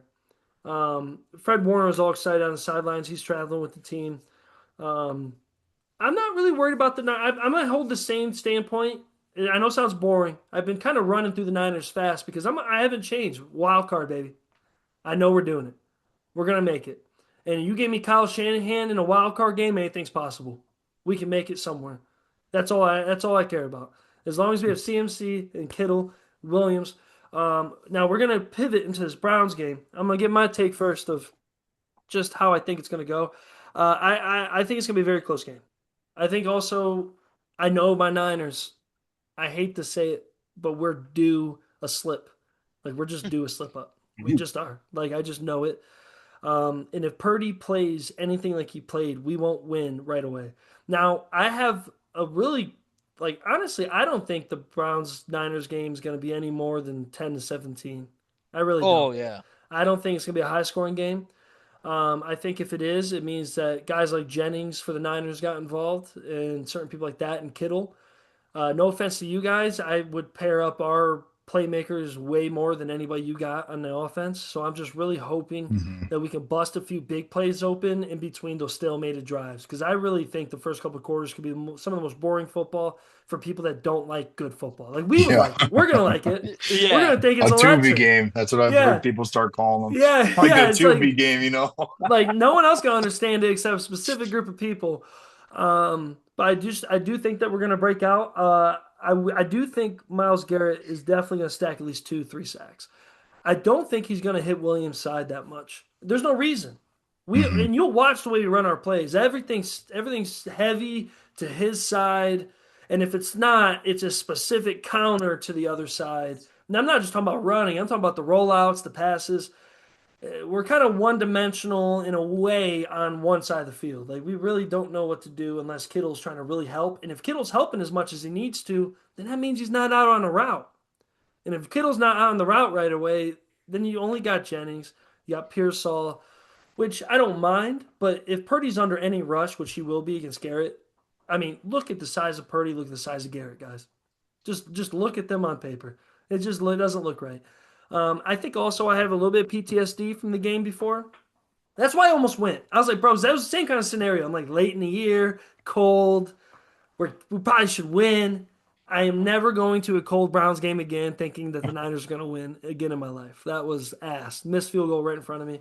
PJ Walker literally put his nutsack right on my eyes. And I just couldn't see nothing, dude. It was fucking awful, dude. I fucking was so pissed. But I said, hey, Browns fans, see me in February. You guys didn't. I was there, but you guys weren't there. Where were you? Now, we were there losing another Super Bowl to the Chiefs, but we were there. But what do you guys think with a game like this? I'll loop back around to you, TJ. What do you think with a game like this with the Niners? Because, I mean, on paper, now, to an average fan, Niners definitely got this dub. I mean, we've been following both of them. The Niners are beat up, and we're kind of there's a reason why we're not in the top 10 with the power rankings. Um, what do you think about a game like this for the Browns? Shadur Sanders starting? Dude, honestly, I love that part of it because I wish Fred Warner was playing, dude. I really do. I wish Bosa was playing. Oh, Bosa. God Bro, damn. if so the way I look at it, I wouldn't call it a trap game for the Niners, but I'm kind of leaning that way. It is. In that I think I think the magic at play is the totally intangible Shador Sanders destiny card, where like if it's in the cards for him to be successful, to be like a magic player, I think he'll go out and beat the Niners on Sunday. Like if it's meant to work out, this is a game that I think he could win. But honestly, the part of the game, and I said it in our group chat earlier today, the part of the game that I'm most excited about is seeing Carson Schwessinger and CMC in open field. I want to see the kid like, yeah, Carson, you've been playing fantastic football recently. My defensive rookie of the year, like without a doubt. Let's see you go front side on Christian McCaffrey out along the edge, and let's see you make tackles in open field. And honestly, I just want to see growth. I want to see growth from Shador. I want to see growth from the wide receiving core. I want to see the defense continue to play well. And honestly, I don't even care if we win. I want to show fucking balls and I want to show fight and I want to fucking take it to the California boys that come all the way to Cleveland from the shiny shores of San Francisco, man.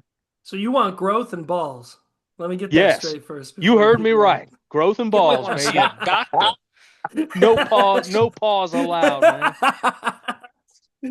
Nah, that's what I'm scared of. That's what I'm scared of. What do you think, Eric, man?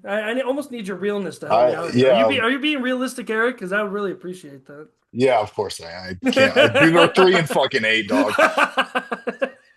Because TJ's speaking the demons that are in my head like perfectly. TJ, to echo everything TJ said, I'd be really surprised if it was a high scoring game either way. Just because I don't think the Browns have an offense to it. We play really good at home, our defensive wise. Oh, and TJ, when you're talking about Schlesinger, I'm sorry, I'm going back to Raiders game for a second because I forgot Oh to talk no, about it. you're good.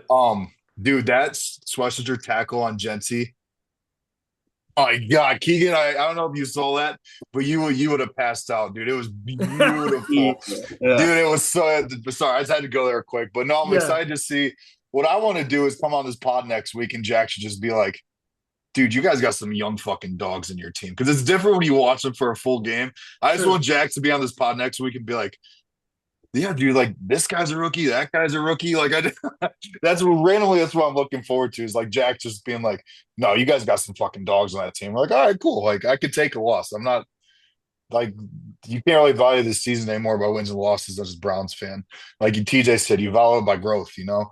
If Sanders takes another step, if all the rookies take another step, Samson takes another step, we had a great game last week. I think that's what you look for is just the growth. So yeah, I mean, like we said earlier, this is the most wild week they could possibly play each other. So they must have known 100%. what they were doing. Bro, it's snow too. Like Clark said, snow. I hope I come on this pod and I tell you guys, see, this is why Purdy started. You know what I mean? Like I want to, Yeah. but I feel like right when I have that moment and I start, that's why I don't do it anymore. You guys can tell I'm hurt. Like I don't know if you guys could. I don't. I used to go on half-hour, 45-minute segments on the Niners. I did. I used to tell Keegan and Clark what was what. I won't do it. I don't have the stamina for another Super Bowl run just to get smacked in the face. I don't. We had so many pods in a row where we're like, the Niners are shooing. Like we just were. We were. We're beating the fuck out of everybody. We only had fucking fluke losses. And every time I say, guys, wait till you see Purdy. Like, oh yeah, I watched my red zone. No, wait till you watch him, bro. He's so good. Then you get a primetime game, he throws 3 picks. What the fuck, Purdy? Even though I'd like to hang out with you, dog. You seem pretty cool. Oh man. All right. Let's fucking push because this is the exciting part. We got through a lot of the madness. We can get all broad about college football. We got some stories, we got some stuff. But I think we just got hit it right in the head, boys. What kind of guy would I be in Ohio to not fucking embrace the week it is? My favorite week of the year for years. Like, dude, half a fucking decade I have been fucking sitting in a room. Eric won't even watch it with me anymore because I love sharing a room with these boys in a garage with a projector Should I on. tell them the story of the last time we were together for the Ohio State Michigan game? Oh, please do. It was at Andrew's, and then Andrew have like a Friendsgiving that day that we all went to. Oh, yeah, we had a whole fucking shebang of So food, the dude. game's already over, and I'm like like it's not over, but like we're losing. We know we're gonna lose. So I'm going inside to get like a plate of food, another beer, and all I hear is Jack from the garage. Eric, your favorite team's on. Come watch the game, man. Come on, Just dude, it's your favorite fucking. just fully embracing the fucking hate, and How I you not? respect it. I respect it. Yeah, man. How you not gonna watch your favorite team play, dude? That was the last time I watched the game with Jack. Eric, your favorite team's on, man. Oh man, I just got man. You know what? Before I get you guys riled up into the real meat and potatoes of this, I do hope, as a college football fan, that if the Buckeyes win, please, please plant a field or a flag right in the middle of their field. Oh, please. Please, I hope we do. please go out there and do that. I think it would be electricity. I think someone's getting shot.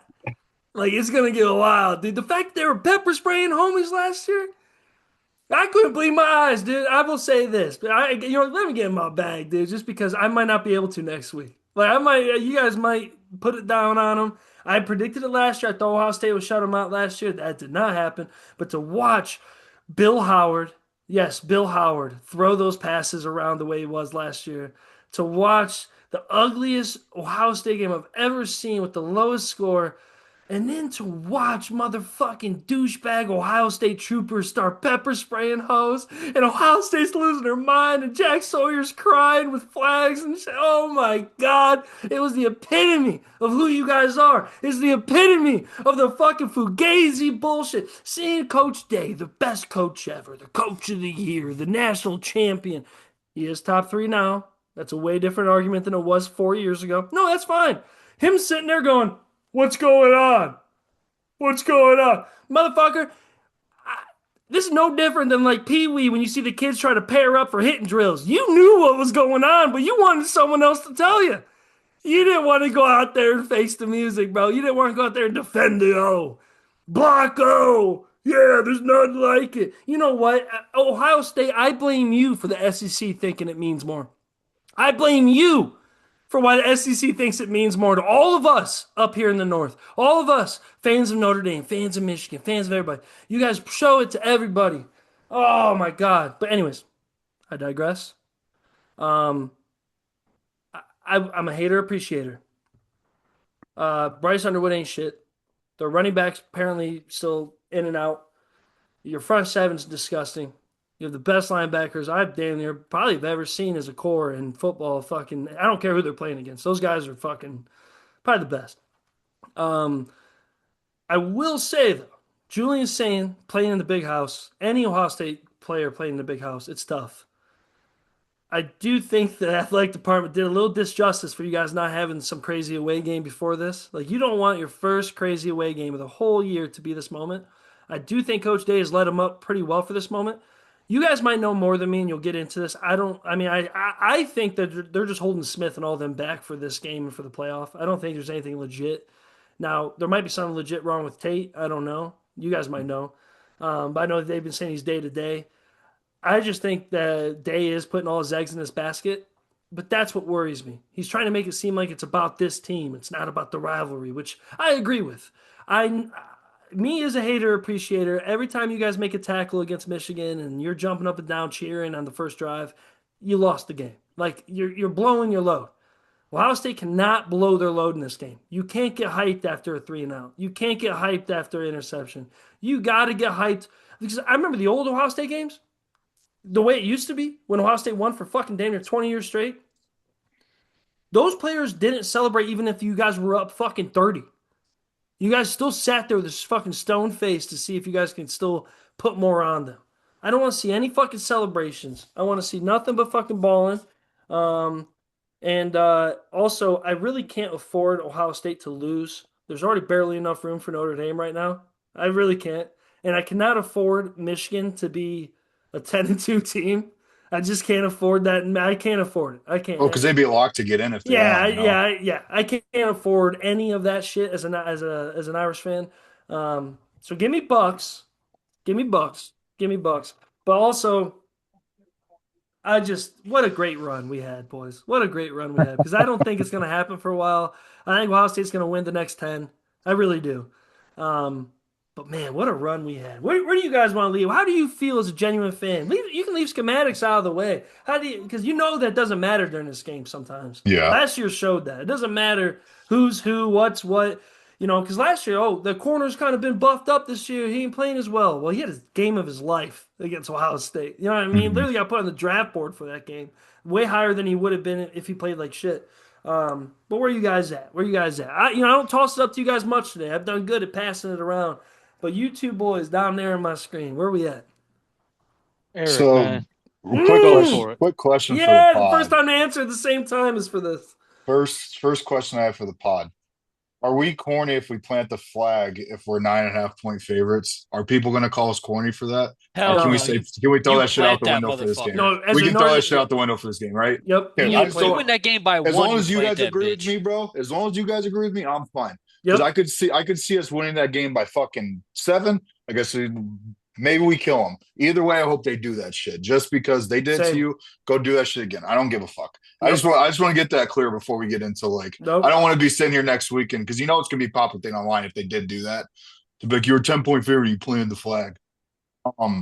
Just go take care of business, boys. Jack, what you're saying about like when they get hyped up in the game, that could have been the case like last year, but the way this defense plays, I feel like it's so high octane, and maybe TJ could add to that when he goes, that like, I don't know, when Reese gets his first sack on Bryce Underwood, I want like him to just like step over him and like, because the second he gets a sack, and all Michigan offensive line is going to come hit him after the play anyway, just because that's how this fucking game goes. Like shit, if you don't come with that attitude, like that's what happened last year. They were a deer in headlights in that game. Like the moment, it's crazy to say the moment got too big for that team at that point last year, but it did. Like that's actually what happened.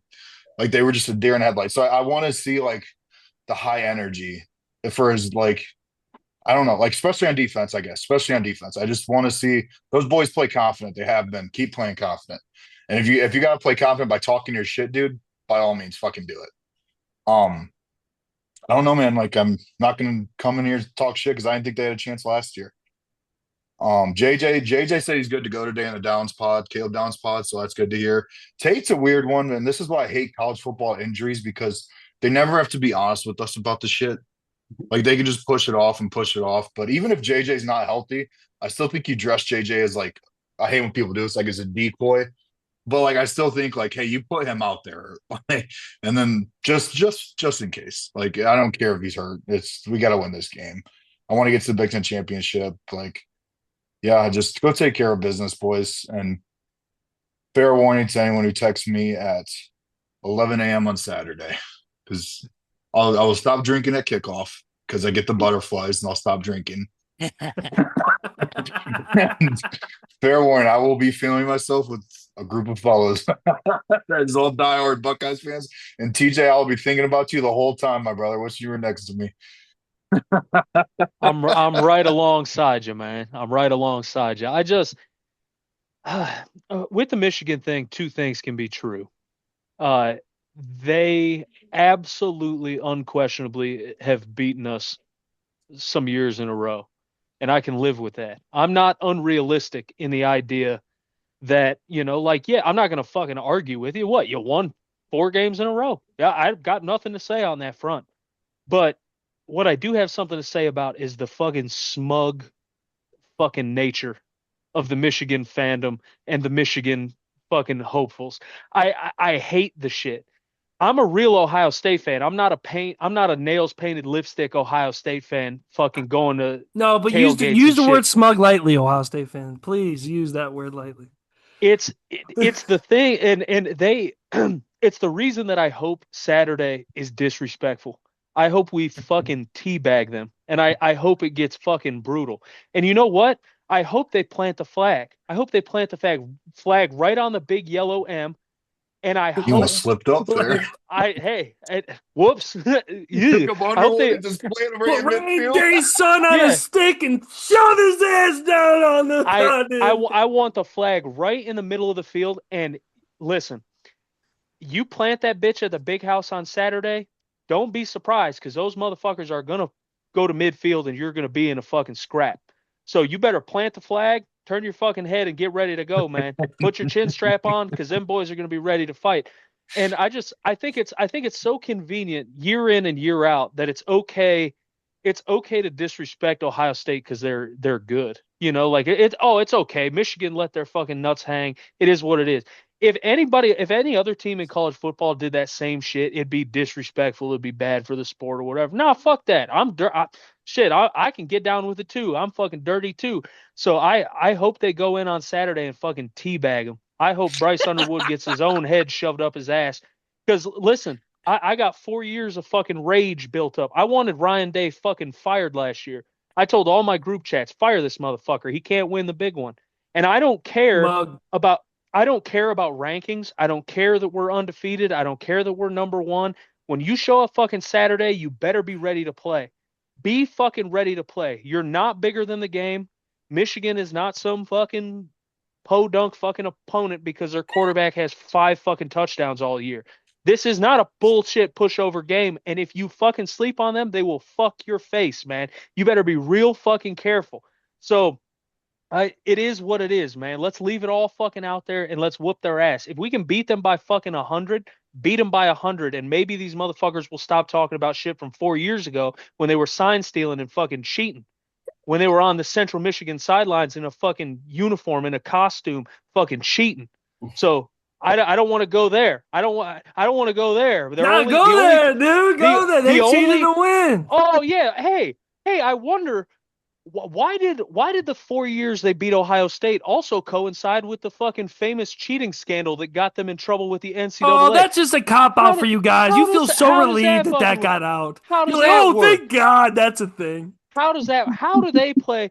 How do they beat fucking Washington of all teams? How do they go in and beat Washington and oh my God, they're winners. JJ McCarthy, what a fucking quarterback. We go in and play fucking four of the fucking best teams in college football in a row and beat their ass, and everybody goes, oh, well, they fucking lost to Michigan. I don't get it. And I get fucking riled up about the Michigan game, man, because it's just, I feel fucking sick that we've lost to these guys. For my whole fucking life, we've beat them. And you can say that that's fucking, oh, that's a silver spoon in the mouth of Ohio State fans that you've won Luke the game Fickle for. year. Keep going.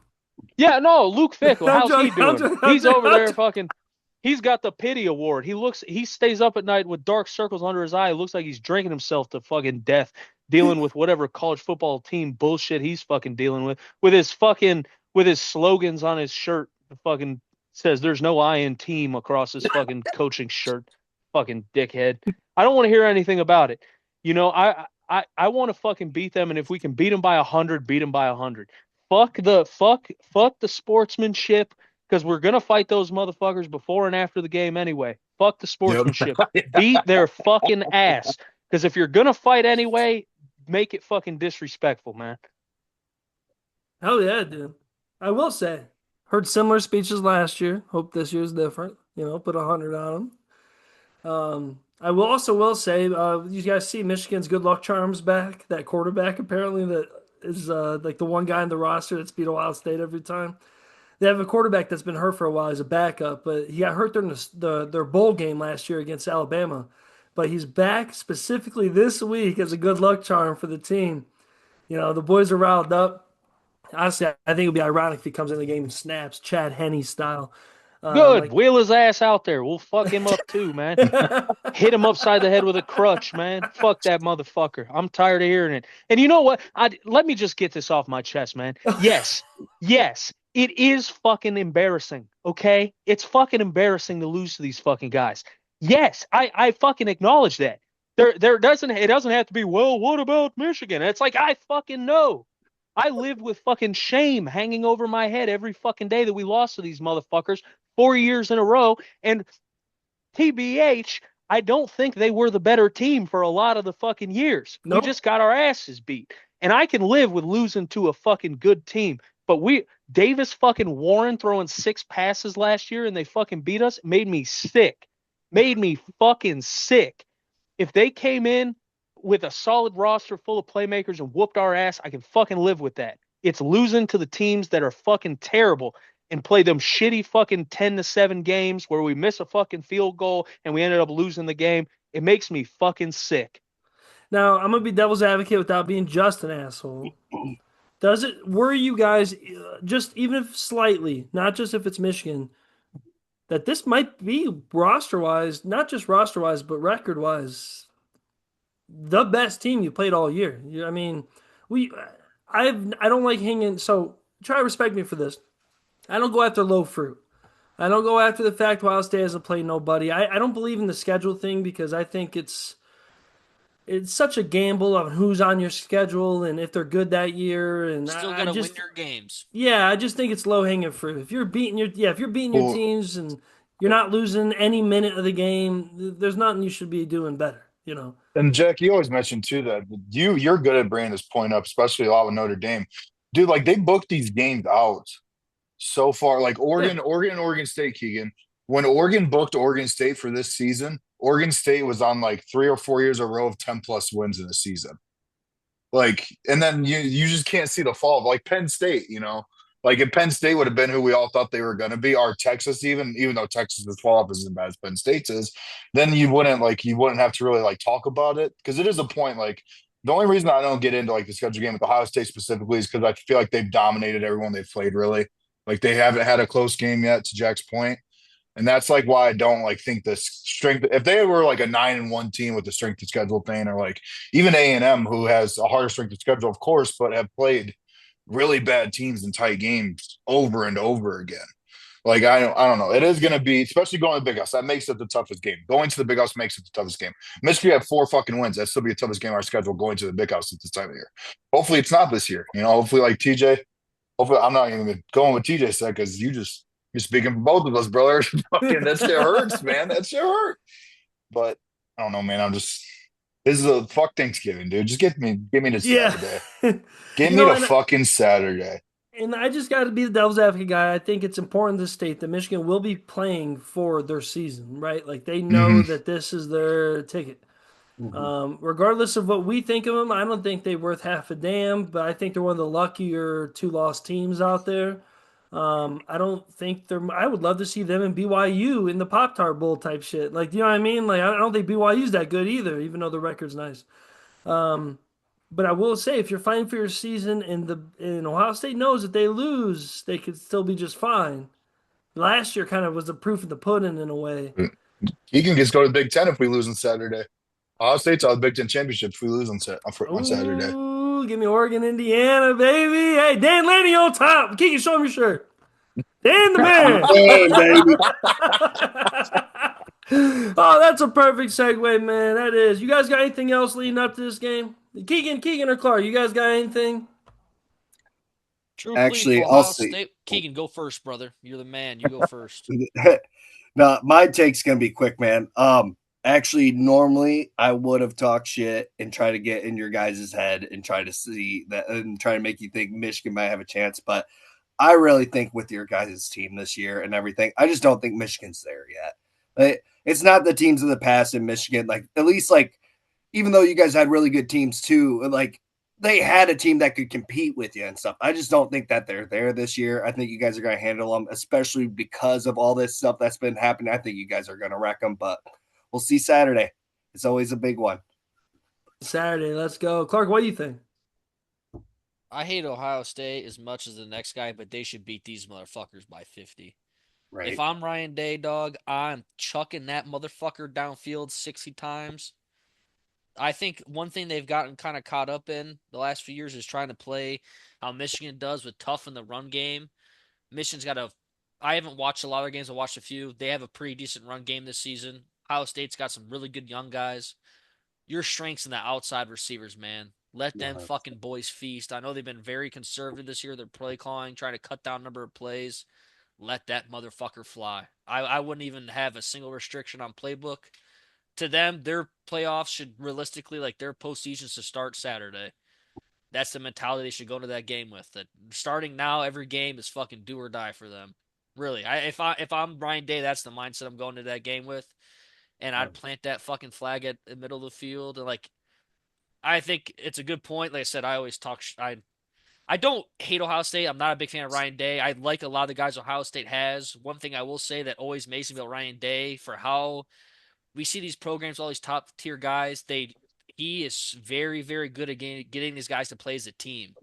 That's one thing I will say about Ohio State. None of these guys really put themselves before the team. That's why I think they're probably going to win it all again this year. Go in there, kick their ass, plant that flag, and get ready to fucking smoke whoever comes up next. Because realistically, I don't see if Ohio State doesn't beat themselves, they should not lose a game the rest of the year. Really, their defense is that fucking good. Offense has got that much talent, and really, it's gonna. I think a lot of it rides on Saban's shoulders this Saturday. He's got to play a good fucking game, man. Don't turn the ball over and let that motherfucker fly. Be confident.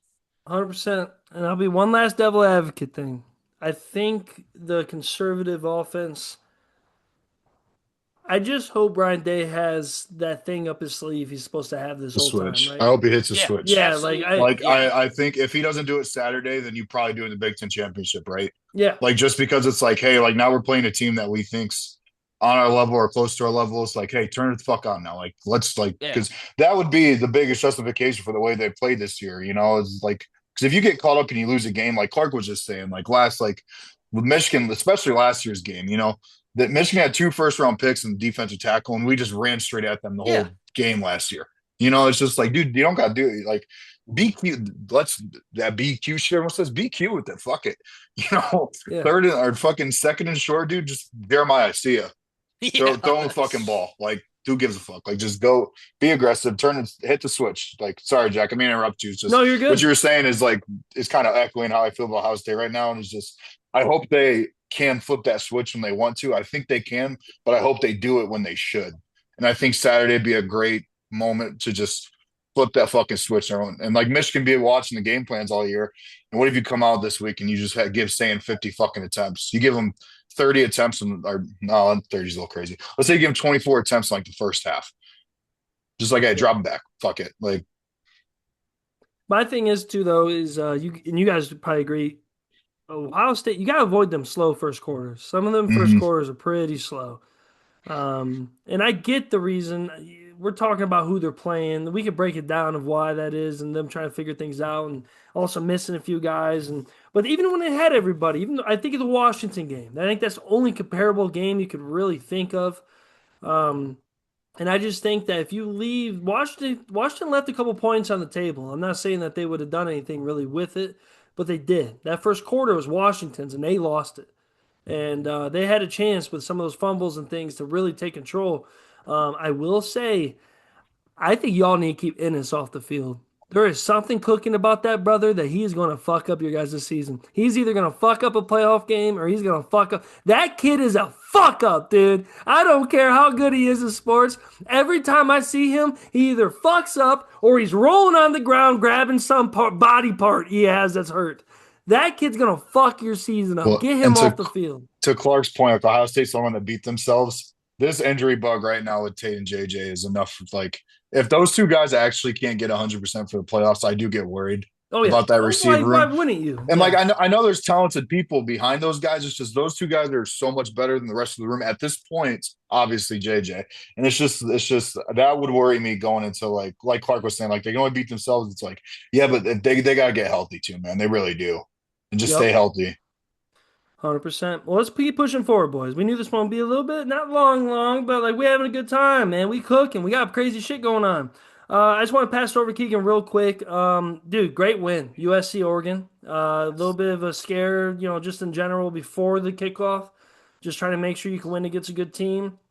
I'm pretty sure everyone in here saw Dan Lanning's speech, bro. You wore black for the Trojans' funeral. Love that shit. Anybody that says, oh, how many guys you see in the comments that you can tell are just getting interactions? Shut the fuck up. No, the million uniforms, no championships.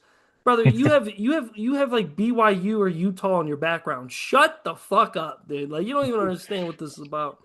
But good fucking win, Keegan. You guys keep holding on. You keep putting yourself in a good spot. And I think that type of game against USC leads up a game against Washington in a very nice way. I think totally. You put a lot of points up on the board. You cleared up some of the mess you had. You still have the injuries, but you're still putting points on the board with the guys. You could tell Dan Lanning can coach some young guys. Like, hey, fuck it. Your first start might have been 3 weeks ago, but that was 3 weeks ago, bitch. It's time for you to act like you've been a starter for 3 weeks. And you can tell that happened. You probably feel a little bit more cheery going into this Washington game than you probably would have a week ago. Oh, so much more cheer. I got so much more positivity with Oregon right now. That's why I had to sell out and buy the shirt. As soon as I heard the freaking speech with the Trojan, dude, I was just like, I need one. I love that speech, man. I mean, I love that he brought it up. He just said USC, like they're all talking about stuff from the past, man. They're still holding on to old stuff. Like that's not who they are right now. Like we're one of the legit teams right now, and we need to play like it and own it. And I thought that was a big game for us. I really did. I think that solidifying that win against a ranked team like that, I think we really needed that confidence going into the playoffs. And I think this Washington game will, if we can handle them well and everything and just have confidence going to the playoffs, I really like it a lot. And I kind of want to say this since Eric brought it up. I kind of hope that you guys do just beat Michigan and you guys go to the Big Ten championship, because I'd rather just have you guys beat up on Indiana for them going into the playoffs, and then us just chill and just go into the playoffs. I really don't home playoff game. You guys would probably get a home playoff game, honestly. That's what I'm saying. Like, why go to the Big Ten, maybe have a chance to even lose to Indiana, and then freaking maybe even get bounced out? Like, I really like our chances of just cruising, just stay under the radar, baby, but cruising to the playoffs. That's what I want right now, and then we'll go from there. Oh yeah, baby, way different than last year. Yeah. Way different than last year, like everyone was kind of hooting and hollering. Ohio State lost against Michigan. They thought they could steal a Big Ten championship off that. They did. And then they're like, oh, this is sweet. Look at us, top seed. And then boom, boom, boom. Next thing you know, bad position. You're playing on a neutral field, first playoff game. Got your ass handed to you with the brightest screen I've ever seen in my life. I could not even watch that game with the fucking helmets. It was so fucking terrifying. Shout out Oregon, dude. They still look at you as one of the worst one-loss teams other than BYU. I think that will change. In my opinion, this type of win against Oregon kind of pushes them, in my opinion, over Ole Miss. Now, the reason why is Ole Miss has kind of had a weird couple of weeks, right? Like they really have. They've had some close games that they shouldn't have.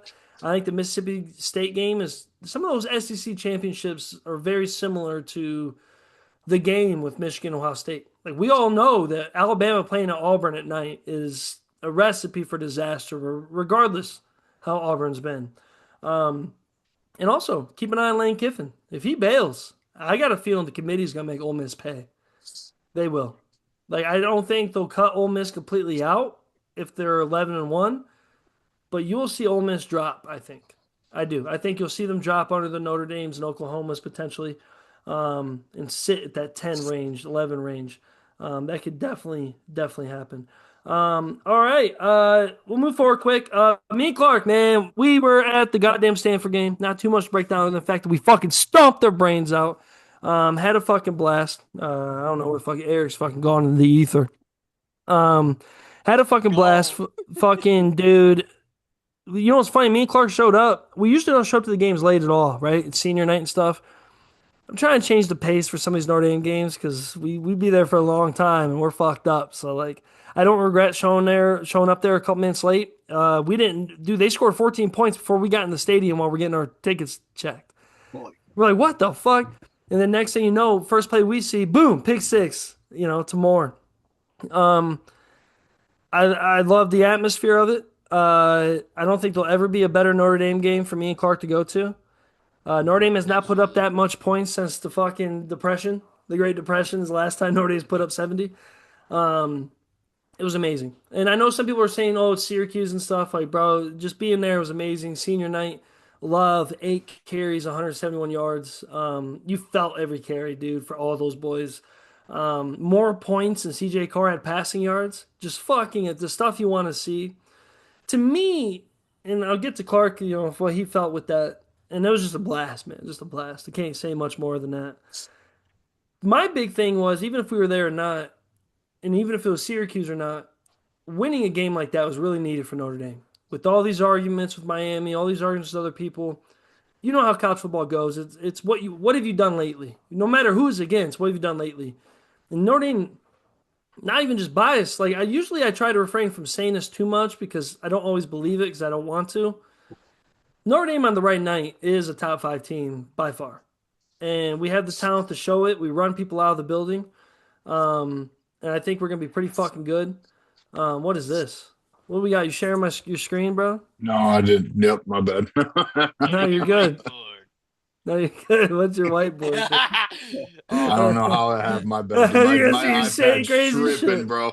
My iPad is tripping right Dude, his fucking first thing on his notes can be like, tell Jack he's wrong, dude. Like, defend yourself today. Be strong. No, but like I really think everyone's comparing apples to oranges kind of thing with Miami. And Notre Dame's running hot. I feel good about it. 10:30 kickoff this week, kind of fucking crazy. That's a late ass kickoff for Notre Dame. We're playing at Stanford. Oh, I love that. Did they slide? Is that right now what just happened? Yeah. Yeah, I'm trying to get the full thing up. Clark, do you know how to do the full? Oh wait, no, I got hold on, I can do it right now. Okay. Now you can share. I don't know how you were able to share before, bro. You leaked into my system, bro. There we go. Fucking hacker. All right, hey, they just kicked off, baby. We got the new college football playoff rankings. We got Ohio State at 1, then we got Indiana at 2, we got Texas A&M at 3, and we got Georgia at 4 with the byes. Going off of that, we got Texas Tech going against Tulane. Which coach just bounced? Texas. No, then North Texas's coach. North Texas, Oklahoma State. Right? Yep. You'll see Tulane's coach kind of be close. I wonder if that'll play a part in how they do the playoff. Oregon, Miami. Hey, Keegan. Miami and Texas A&M is probably about as good as a route you guys can ask for. Oh, yeah. And I know Texas A&M is really tough, but they have not played really anybody other than Notre Dame. Mm-hmm. And when they play people, they have a good defense right now, but I'd like to see what they can do in a slow brawl against Oregon. That Penn State game and Iowa game could really show out. Ole Miss in Alabama. I don't like that with Ole Miss going. And then even if they win, Indiana is kind of like a high advanced Ole Miss right now. You know what I mean? Like that game could be 40 points across the board. That's interesting. Oklahoma and Notre Dame stays with Ohio State. Hey, talk about a blue blood bracket. That's a real fucking old school blue blood bracket. You know what? I was a little bit scary of Oklahoma. Maybe I was a little biased after their big dub. But after listening to Klatt and listening to the boys, I don't think Oklahoma has the meat and potatoes on offense to be in a shootout against Notre Dame. And if we have Jeremiah Love as healthy as he's been, mixed with Malachi Fields and Will Pauling and everybody else on that offense, um, give us the shot, bro. Give us it. And you know what? Let's rip the Band-Aid off. Give me the Irish and Ohio State right away.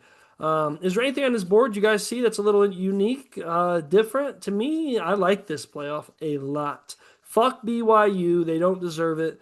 Georgia Tech lost any chance they had. And I'd like to throw this caveat in there because I wanted to bring this up. Hey, Miami plays against Pitt at Pitt. Mm-hmm. And if there's any team that could do Notre Dame justice and Notre Dame beat the fuck out of Pitt, Pitt fucking looked like gods against Georgia Tech. If they could do the same fucking shit, and if Desmond Reed can come back healthy against Miami, we don't have to talk about Miami ever again, boys. And I'm tired. Why do we play the games? That's the first week of the season. Why do you lose against unranked teams? Fuck off. You know what I mean? Like, I don't want to fucking hear it. I don't want to hear it. Maybe you guys should have sucked more and Notre Dame would have had a worse chance of getting in. Like, you know what I mean?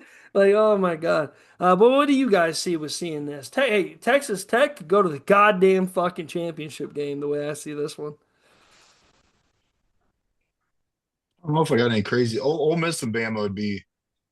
I don't know. I think the game I'd be most excited for is Oklahoma Notre Dame, and that's not just because they play Ohio State. I just think Oklahoma is such an up and down team. Like Mateer ain't been right since he hurt that hand, but their defense is so fucking good. So good. Like Jack, you're talking about linebacker rooms outside of Ohio State. That's probably clearly the next best linebacker room in the country. Tulane and Texas Tech. I haven't watched Tulane once this season, so I'm not going to act like I have now. I just assume Texas Tech would win that game. Oregon and Miami would be such a random matchup. Keegan, do you know the last time they played? If they had like how long it's been? Probably I never. was gonna say I don't know if we've ever played Miami. At least I have no idea when the last There's time. no way. Let me check. Yeah, There's no way. I mean, last time Oregon and Notre Dame have played had been the 80s. it has to be Miami. pretty decently far back. 1958. The U won 2-0. 2-0. You reading that right? Hey, Oregon, baby. Let's get the win streak going. I had up all time, baby. Probably didn't say game of the century and go with the next other fucking 20 games of the century. I will say this. I love where we're at on the bracket right now, though, dude. I love that path right now. That's a pretty nice path. I hope we can sit there. And I'm cool with Notre Dame's path to the fact that if we take out Ohio State, I'll go against any of these fuckers. Yeah. Like, no joke. Like, it all goes to Ohio State. I know Indiana's good. If I had to put a gun to my head, I think Georgia would beat Indiana. Not because they have more skilled players. I might be talking out my ass, but that's gun to my head. You know what I mean? That's just the way it goes. Georgia's earned that spot. They're so fucking tight. Hey, man, I'm excited. Let's go. Clark, how do you feel about the Irish with this bracket and with the game we just went to and just overall, you know, man? Jeremiah Love, real quick, I want to say this real quick. I had this comment that I want to read to you boys that I fucking have been getting a lot of love and hate on. People are trying to compare Jeremiah Love's Heisman run to Genty. Is it fair to give to Love if he didn't break the records? Hold on. But did Genty split carries with another good running back? Does Jay Love have a Travis Hunter to go against this year? Does Jay Love play in the Mountain West? I think it's hard to compare the situations. I think if we give the award to a QB that's been good, not great, sets a bad precedent for the future, and it's not a quarterback award. I think after this last game, and I don't know what you guys feel, maybe I have my algorithm, of course, all set up for the Irish. I think Jeremiah Love just fucking did it, bro. I really do. If he has another crazy game against Stanford, I think they have no choice unless Sayin fucking murders Michigan. That is the only chance. Because I know Mendoza has some of the numbers, but the numbers still ain't the numbers, bro. Compared to even like Bryce Young and them, they're not the numbers. Yeah, man. Jeremiah Love, dude, we might, you know what? I ain't gonna lie. I thought I would see a national championship before I saw a Heisman winner at Notre Dame. I really did. Like, as a fan, I'm very fucking stoked about that, dude. I'm like, you know what?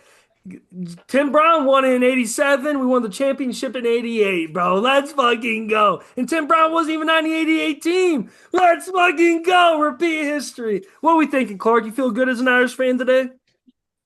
Yeah, I mean, really, if we weren't if we were any other where in the bracket, I think we could make the Natty pretty easy. Truthfully, like I really think Georgia would be a tough one, or Ohio State. I really wish we were on the other side to get us a chance. As much as my heart loves to say, it'd be a fucking uphill battle against OSU. Doesn't mean I don't think. Actually, offensively, I think we're more capable of beating them than any other year with the way our running backs and our quarterback been playing. Everyone's healthy. Yeah, I think offensively this is our best shot against a team like Ohio State. It just their goddamn defense is so good, and we'd have Leonard Moore against JJ. I'd feel good, but then they still got fucking Tate, and that Maybe. motherfucker Christian Great would fucking make me shoot myself watching him trying to cover him. So it'd be tough. Oklahoma, I really think we can take. I think we match up against them very good. I think we're pretty similar in teams. They got a really good tight end. Every time I've watched them play, their tight ends really popped off the screen for me. I don't know the fella's name. Great game this weekend. It's always cool to watch your favorite team and probably my favorite place in the world. Truthfully, like that.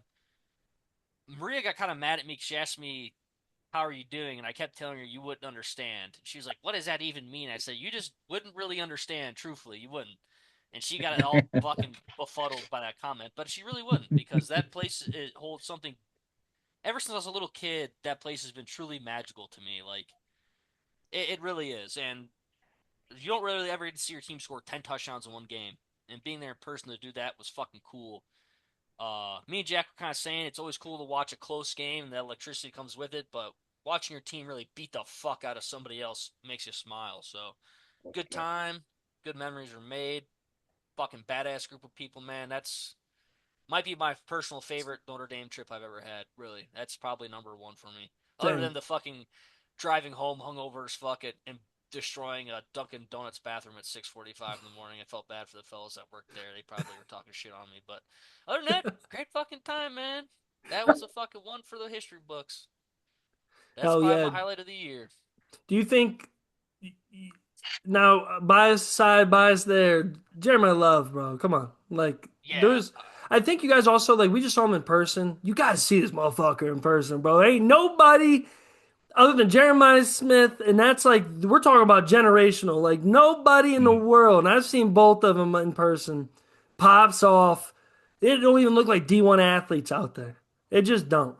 That kid deserves the Heisman, the man. only other player I've seen be that electric in person is Lamar Jackson against the Browns. Seeing somebody run like that and really look that different compared to his peers, it was fucking impressive, man. I really wish, I don't know, like we talked about beginning of the year, if he was somewhat hurt those first 2 weeks and I get a think lot he of was. carries. If he would have had a bigger game against Miami and Texas A&M, I think he runs away with the award. Right now he's tied for second with Sayin for odds. Mendoza's at minus something. Sayin and Love are at minus like or plus 425. I hope he has a big game. I don't know if you guys agree with this.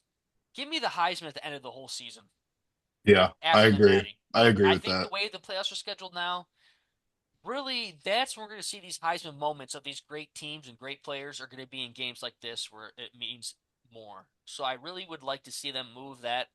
And I really think there'd be a lot of guys who would fly up the Heisman list at the end of the season where it means more. I guess it's cool to throw for this is generic like a example, but like throw for 500 yards against some shit team and pat your stats a little. Or Jesus Christ, now I'm having a fucking stroke. Stat padding.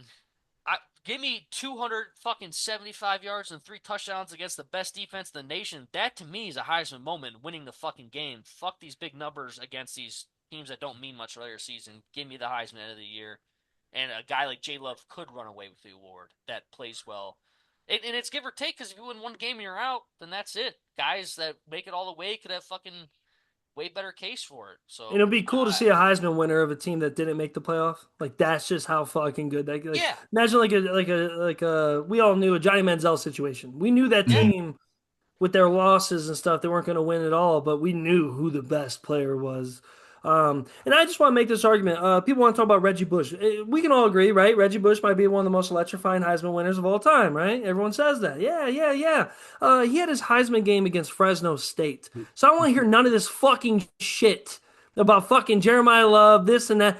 Jeremiah Love having 200 something yards against USC as well, and had over 150 yards, 160 yards against the best rush defense in the country against Pitt, who shut down Georgia Tech completely. I don't want to hear this shit. Everyone looks back in the fucking last year. Oh, hindsight's 2020. Nah, some of y'all put your glasses on when you look back at history. You put your glasses on and you start twisting up fucking history. If I saw Troy Smith beat Brady Quinn and look up the goddamn numbers, they weren't fucking close.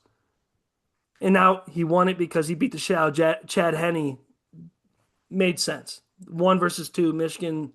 The Statue of Liberty play might be my favorite Ohio State play ever, and I hate Ohio State. That play is the best fake play ever. But he won his Heisman on it. Fuck, he should have gave it. Him and Ted Ginn should have went up there together. Fucking Troy didn't win that shit by him fucking self. Fucking tired of hearing that fucking shit. Anyways, rest my case. And also, all this shit about that Rodriguez kid, eat dick. You know what I mean? Like, what are we talking about, bro?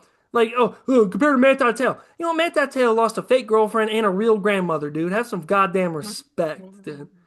And the last I checked, fucking Matt Tail was picking off Oklahoma in a primetime game, and Oklahoma was like a 10-point favorite against Notre Dame, and he had like 2 picks and 3 sacks. Yeah, what have you done, Rodriguez? Oh, why do we... I'd say they don't respect the Big 12. They say, well, you're independent. Brother, you know the Big 12's bad when independent's better than being in the Big 12. Like, you just know it's bad. Anyways, I rest my case. Jeremiah Love. It's not a QB award. If you want to have a QB award, make a separate award. And I got some love for Sane. I got some love for Mendoza, but their numbers ain't shit compared to other Heisman winners. Give to the dude with 20-plus touchdowns. They're going to give him the ball 30 times against Stanford, bro. Notre Dame's on a fucking push. And that's what you need, though, right? Like, you guys know that. There's politics involved with the Heisman. You need the media push. You need the coaches to vouch for it. You need your own school's media team to vouch for it. There's a whole thing that goes into it. I will like to say, though, I've been hating on Ohio State and hating on other things. It is a shame to me that we have not seen Jeremiah Smith play to his full potential, ever. Oh, yeah. I think there's something about, I think I got to see Marvin Harrison Jr. kind of do that at times. There's something about Jeremiah Smith where it's like, bro, even his best games, it feels like, because I had that feeling with Jeremiah Love until he had that game against USC or had that game he just had against Stanford. You're like, dude, like, yes, his numbers look good, but you got to watch them. They could be even better. I just wish Jeremiah Smith would have had a full fucking real year. And when I say real year, I'm thinking like, can you imagine the numbers he would have put up with some of the other quarterbacks you guys had?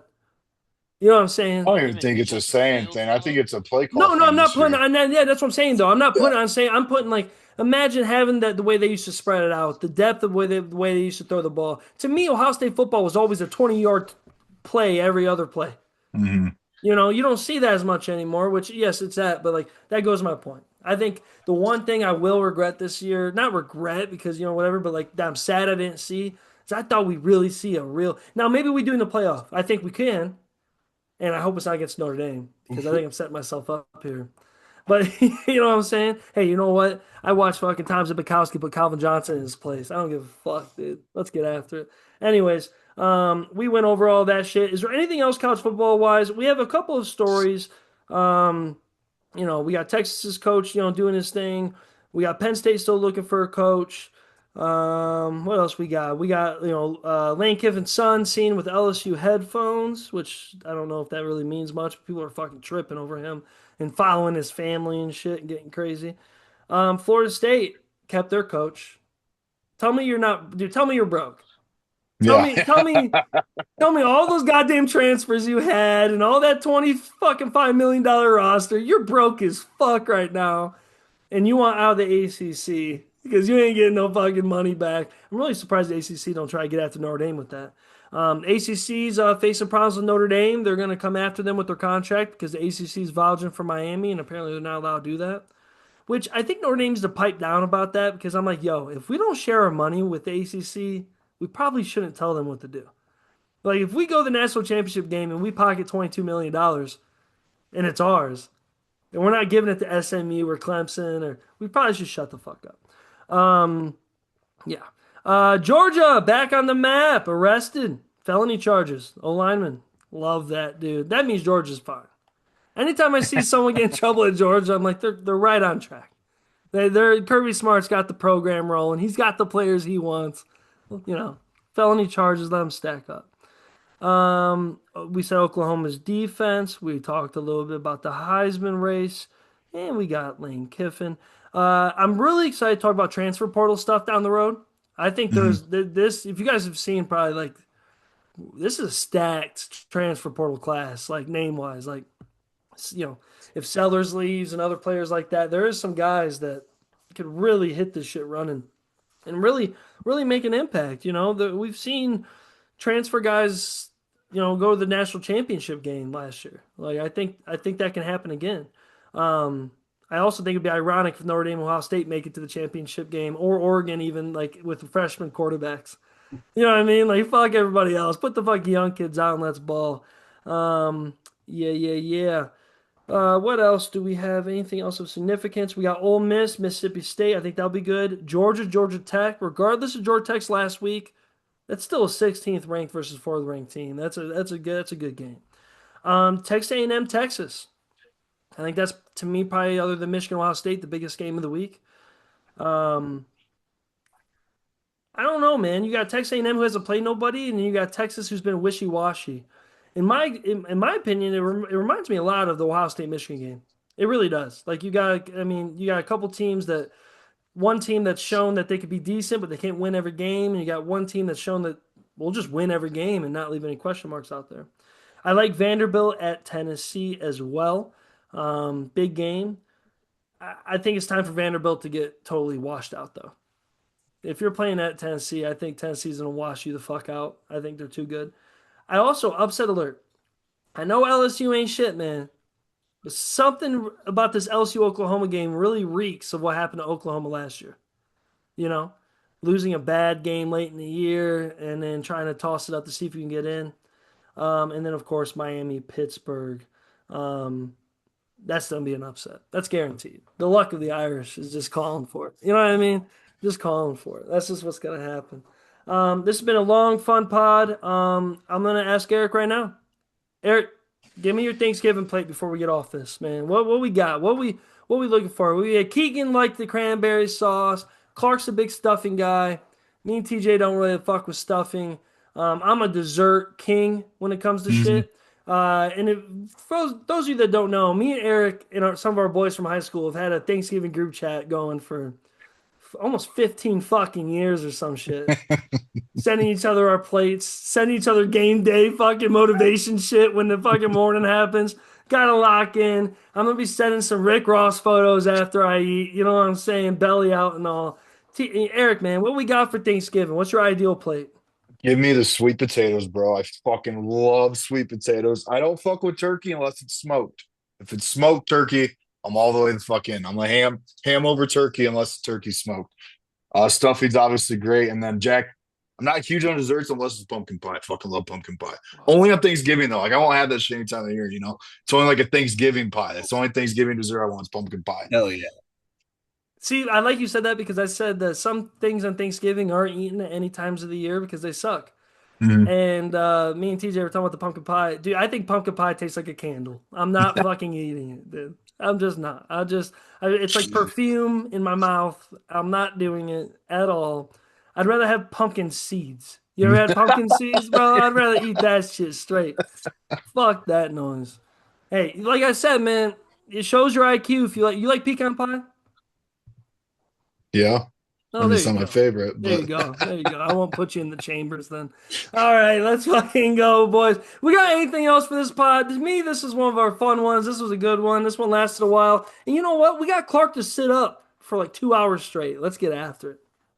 Yo, Jack, real quick, Jack, for the people that are still with us that listen this far into the episode, plug your fucking dates, brother. Oh, thank you. Plug Fuck, dude, your I fucking fucking forgot. dates. Actually, this is really important. This is good. Fuck yeah. So I have tomorrow. I'll be at the Attic, baby. You'll catch me there damn near every Wednesday. Let's get after it. I got meetings with the Attic. I'm there all the time. I'll be there for more featured events for Saturdays and Fridays coming up. I will be at the Attic. And for the From the Deep people, this one's good. This Friday, my boy Ty Moore and Josh Albert, they run their own live podcast sometimes. And they're doing one at the Attic for a Friday night show for the Ohio State Michigan game because they do live sports thing. I will be there. I'm stopping in as a hater appreciator in the flesh. And these boys want to come after me, bro. So I'm coming locked and loaded for that show. Gonna have a good time. That's at 9 p.m. this Friday. And then going forward, like I said, every Wednesday, but a big one. I think it's December 6th or 7th, whatever that fucking Sunday is. I got a primetime showcase. Your boy is moving up in the world. I'm out here. Come see me and a couple handful of the best comedians in the fucking business right now. We're taking over. We really are. So we got a primetime show. It's for the people that have had the best open mics for the year, people that have had the best just the best, come up of the year. And your boy has fucking climbed the fucking ranks. Call me Tulane, dude. I'm out here to call some upsets. You know what I'm saying? I fucking got into the college football playoff for comics. Like, that's how it feels.